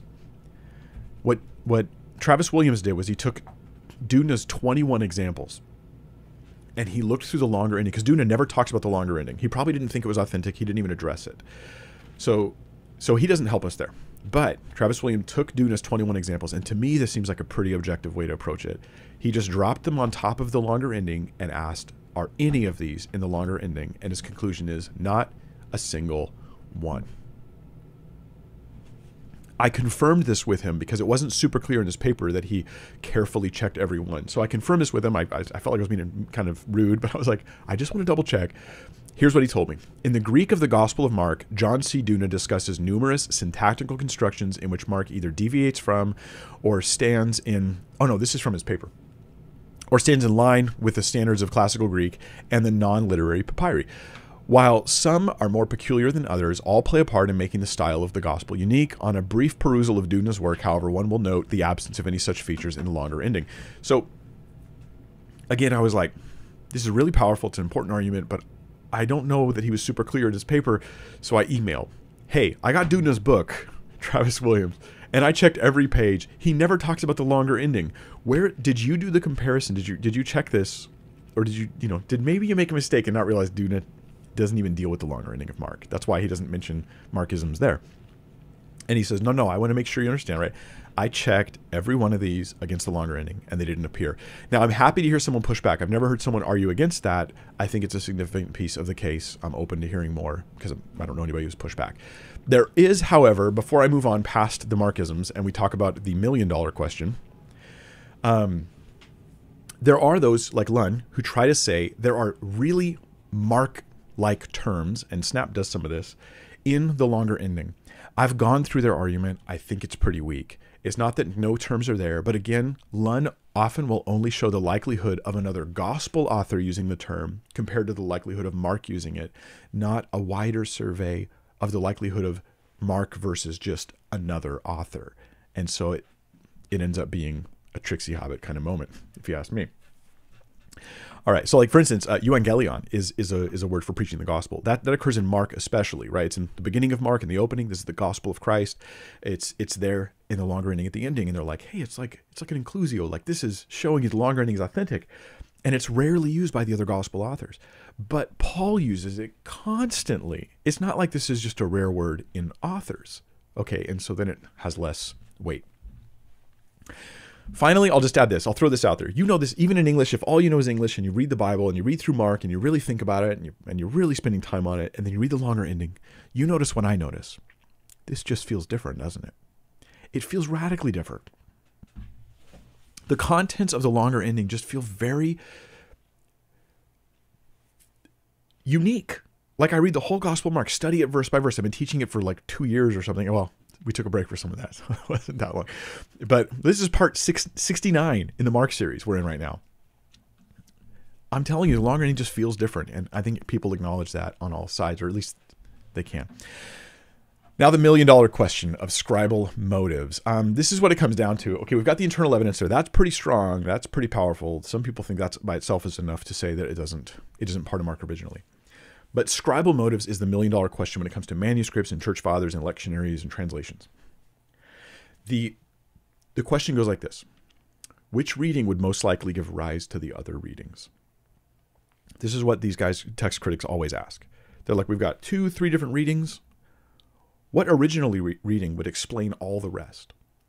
And here we have to ask, would scribes more likely remove the original ending, or would they more likely add the longer ending? Do people in Egypt seem like they're more likely to cut out the original ending or lose it? Or are others more likely to add a longer ending? So here are a couple reasons suggested. On the side of those, I hope you're still with me, man. I'm fading over here. It's so long. I'm going to die. I'm keeping this video together because I want all the data in one place, or I know it'll get confused online. So 2 reasons are suggested for why they would remove the longer ending, especially in Egypt, right? Remember, they tried to push it all towards Egypt. And there's some success there. I just don't know if it works for all of it. So 2 reasons are suggested. One is because they may have thought verse 9 creates a discrepancy with the other Gospels. Well, obviously, there was a debate about this, right? Eusebius, Jerome, right? Victor of Antioch. They all talk about the supposed contradiction between Matthew and Mark here. And there is not a real issue that we have to worry about, but they all talk about it. Now, the pushback on this is from Dan Wallace. He says a couple things. One, Mark is actually in agreement with Luke and John. Matthew is the one that reads slightly different, the one that you have to go, I'm going to reconcile this. Matthew's the more tough one. So if scribes were prone to omit a verse because of this issue, they'd more likely omit Matthew 28, verse 1, not Mark 16, 9. It seems as though it was after Mark 16, 9 through 20 is missing that this issue of bringing apologetics into it shows up, not before. Also, and this makes a lot of sense, why would you cut out 12 whole verses from the ending of the Gospel of Mark when you only have a problem with like one word in verse 9? Yeah, that seems like overkill.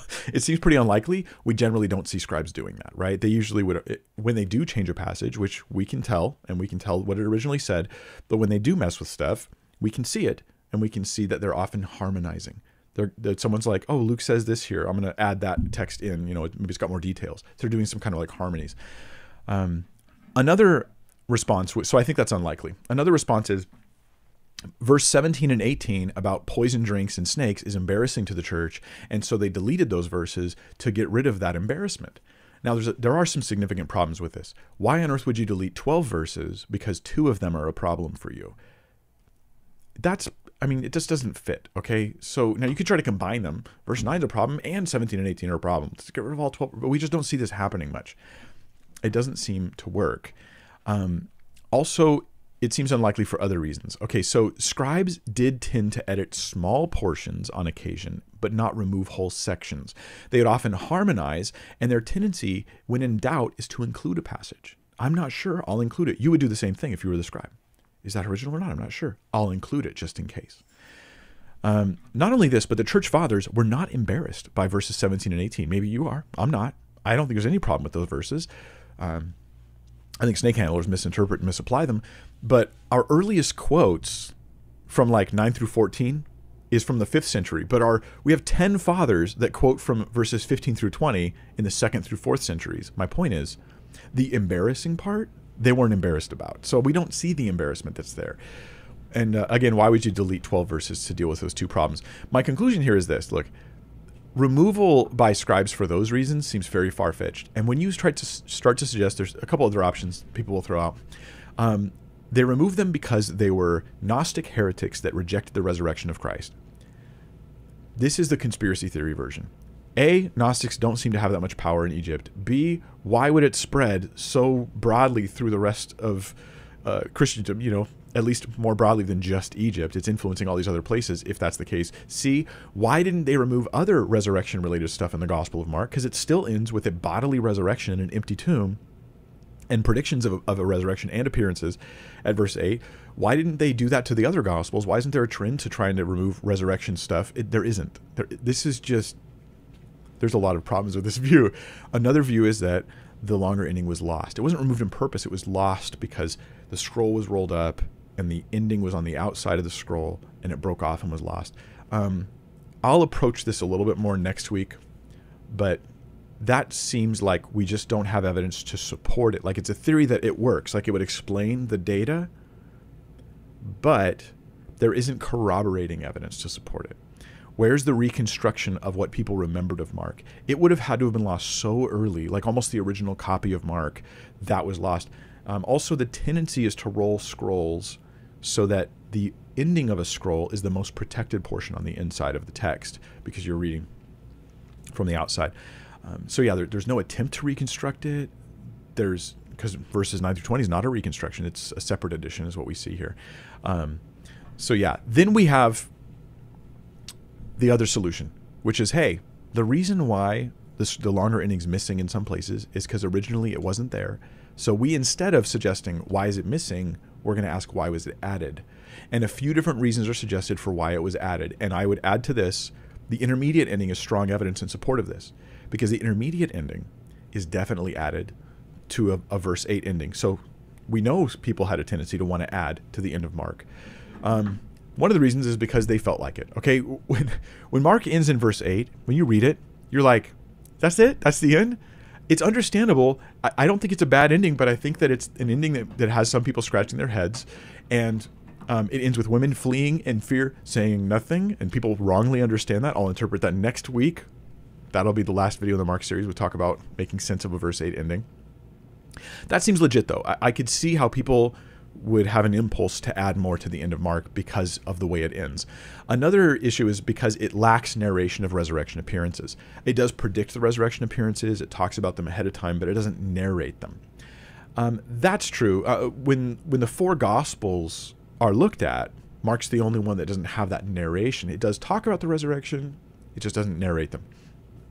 Some people make a really big deal about this and they blow it out of proportion. We'll deal with that next week as well. But that could provide motive for wanting to add more content. When the four Gospels were first packaged together, this is an interesting thing. When they were first packaged together in some locations, Mark is the last of the four, which means that in the reading of all four Gospels, you end with verse 8, and now it feels even more strange because you've ended all four with verse 8, not just one of them. That could give people a desire to compile, a summary of the extra data that wasn't recorded there. Another thought is that they just wanted to give it, and this is perhaps similar to the last one, they wanted to give it an ending similar to the other Gospels, right? All the Gospels do this. Now, against this, I want to say, some say verses 9 through 20 are just like a pastiche, like a cut and paste from other Gospels, just dropped into Mark. But that does seem a little bit reckless to say that, because it's not just straight quoting all the other Gospels. It is more of a summary. It's not just in the words of Luke or in the words of John, although there's some connections, but I wouldn't say they're too strong. But all the content there can be found, almost all of it, found in other places in the New Testament. So what I'm going to say is the million-dollar question of scribal motives, which is a big question, a good one. It involves some guesswork, but it seems to weigh in favor of the short ending, the verse 8 ending. That is the variety of manuscripts, the church fathers' quotes. You look at the internal evidence, the rest of the external evidence, and you go, I don't think this was originally part of Mark, and I don't think the guy that wrote Mark wrote this. I don't think Mark wrote it. Those are two different claims. So this is my conclusion, right? I do not think that Mark wrote it, and I don't think it was originally part of Mark, but I still want it in my Bible. And this is the part where I think I'm going to be a little weird compared to what I've read a lot of other people say. There are some people who agree with me, but they don't talk about this very much. One reason why I want it in my Bible, What if I'm wrong? I do not want to miss out on a single piece of what might be scripture. Okay? But I have another reason. And I'm open to new data changing my mind. I'd rather have it there and move it from either a footnote or a bracket into the main, text or whatever. And that's an easy move. I don't want to lose it. Number two, depending on how you view canonization, that is how we got our scriptures, you have to recognize something. That even if it wasn't originally part of Mark, it was part of Mark very early and for a lot of people, and it gradually became part of Mark for everybody pretty much. Maybe that was God's design. Maybe while Mark was intended to end at verse 8 originally, God also intended this other section to be added, and we don't even know where it came from. For all I know, an apostle wrote it. Or someone who followed one of the apostles. Maybe as the apostles are dying, there's some elder in a church who's considered very reliable, and he's known, he knew Thomas or something, and he writes out his summary of what happened at the end, the resurrection appearances, and he's like, I just want to have a memory of this. And someone goes, hey, this would fit perfectly at the end of Mark, where I feel like it needs to be there. Like, we don't actually know where it came from, but it's super old, and it was accepted and embraced early in the church, pretty early, at the probably mid-second century at the latest. So I'm going to say that could simply be God's design. Some of the books of the Bible don't come to us like an inspired author writes, nobody ever touches it, and it comes to us perfectly and unchanged. Sometimes books of the Bible are like an inspired author writes, and then somebody else finishes this part, and someone adds a section here. Sometimes that happens, and there's nothing uninspired about all that. God is in all of the providence of how we get our Bibles, and I'm okay with that. So I kind of want it included because I feel kind of like maybe Eusebius, and maybe this is Jerome's opinion of why he included it in the Vulgate. He went, yeah, it's not in the most ancient, maybe in the most accurate copies, but it is there. And it may well be that God wants it there. And it might be apostolic in nature. That's also possible. I don't know. So I don't think it's original. I don't think Mark wrote it, but I want it in my Bible. And I want a footnote that says things like, hey, this isn't in some of the earlier manuscripts, and some of, there's a demonstration of gradual acceptance of this passage, but it's very early. I'm cool with something like that. Now, there are some lingering issues at the end of this marathon. And thank you guys for joining me. Thanks for being there. And by the way, it's cool that I get to see some of your names that I recognize, Jay Hamilton and stuff like that. I see you guys all the time on my stuff. Valacor, I recognize your name. And I'm just Miss Kitty. I've seen you guys. So I'm grateful that you guys are joining me on this journey. I've never been able to study so deeply into the text of Scripture and spend so much time preparing content. I mean, it was easily over 150 hours. And I wouldn't normally say that out loud. I wanted to say it because I know it will get more people to watch the video, and that's how I get people to be ministered to. So there's that balance of that kind of thing. But hopefully this is at least going to give you some better understanding, make you feel grounded. But there are some lingering issues, and they're like these. Some people say, look at verse 8. Mark cannot end that way. They didn't tell anyone because they were scared. It can't end that way. Others would say that, the last word in verse 8 is the word gar, and in Greek, nobody ends with gar, especially a narrative. A narrative is never ended with the word gar, and I'm going to suggest I'll answer that next week. Others will say there's no resurrection accounts. That threatens the doctrine of the resurrection. Nicholas Lund says this in his book, that this is like the very doctrine of the resurrection is somehow threatened if you don't think Mark wrote verses 9 through 20. And I'm like, this is the overcorrection I'm scared of people doing, and they crash and die. So I'm going to deal with that. Others will say, hey, all this stuff is just evidence that the longer ending of Mark, while it's not the original ending, it's revealing something. Mark's gospel never ended at verse 8. The original ending was lost. The original ending was just lost. I'm going to answer all that stuff next week. How do we make sense of a verse 8 ending? And that'll be the final study in the Mark series. I'm going to then be taking, just for announcement's sakes, a break. My Sunday night service that's located at my church, we're on just a break while I do a major study project on women in ministry. And I'm going to teach, spend a lot more time than I did on that topic, read everything I can find, and give you guys all the...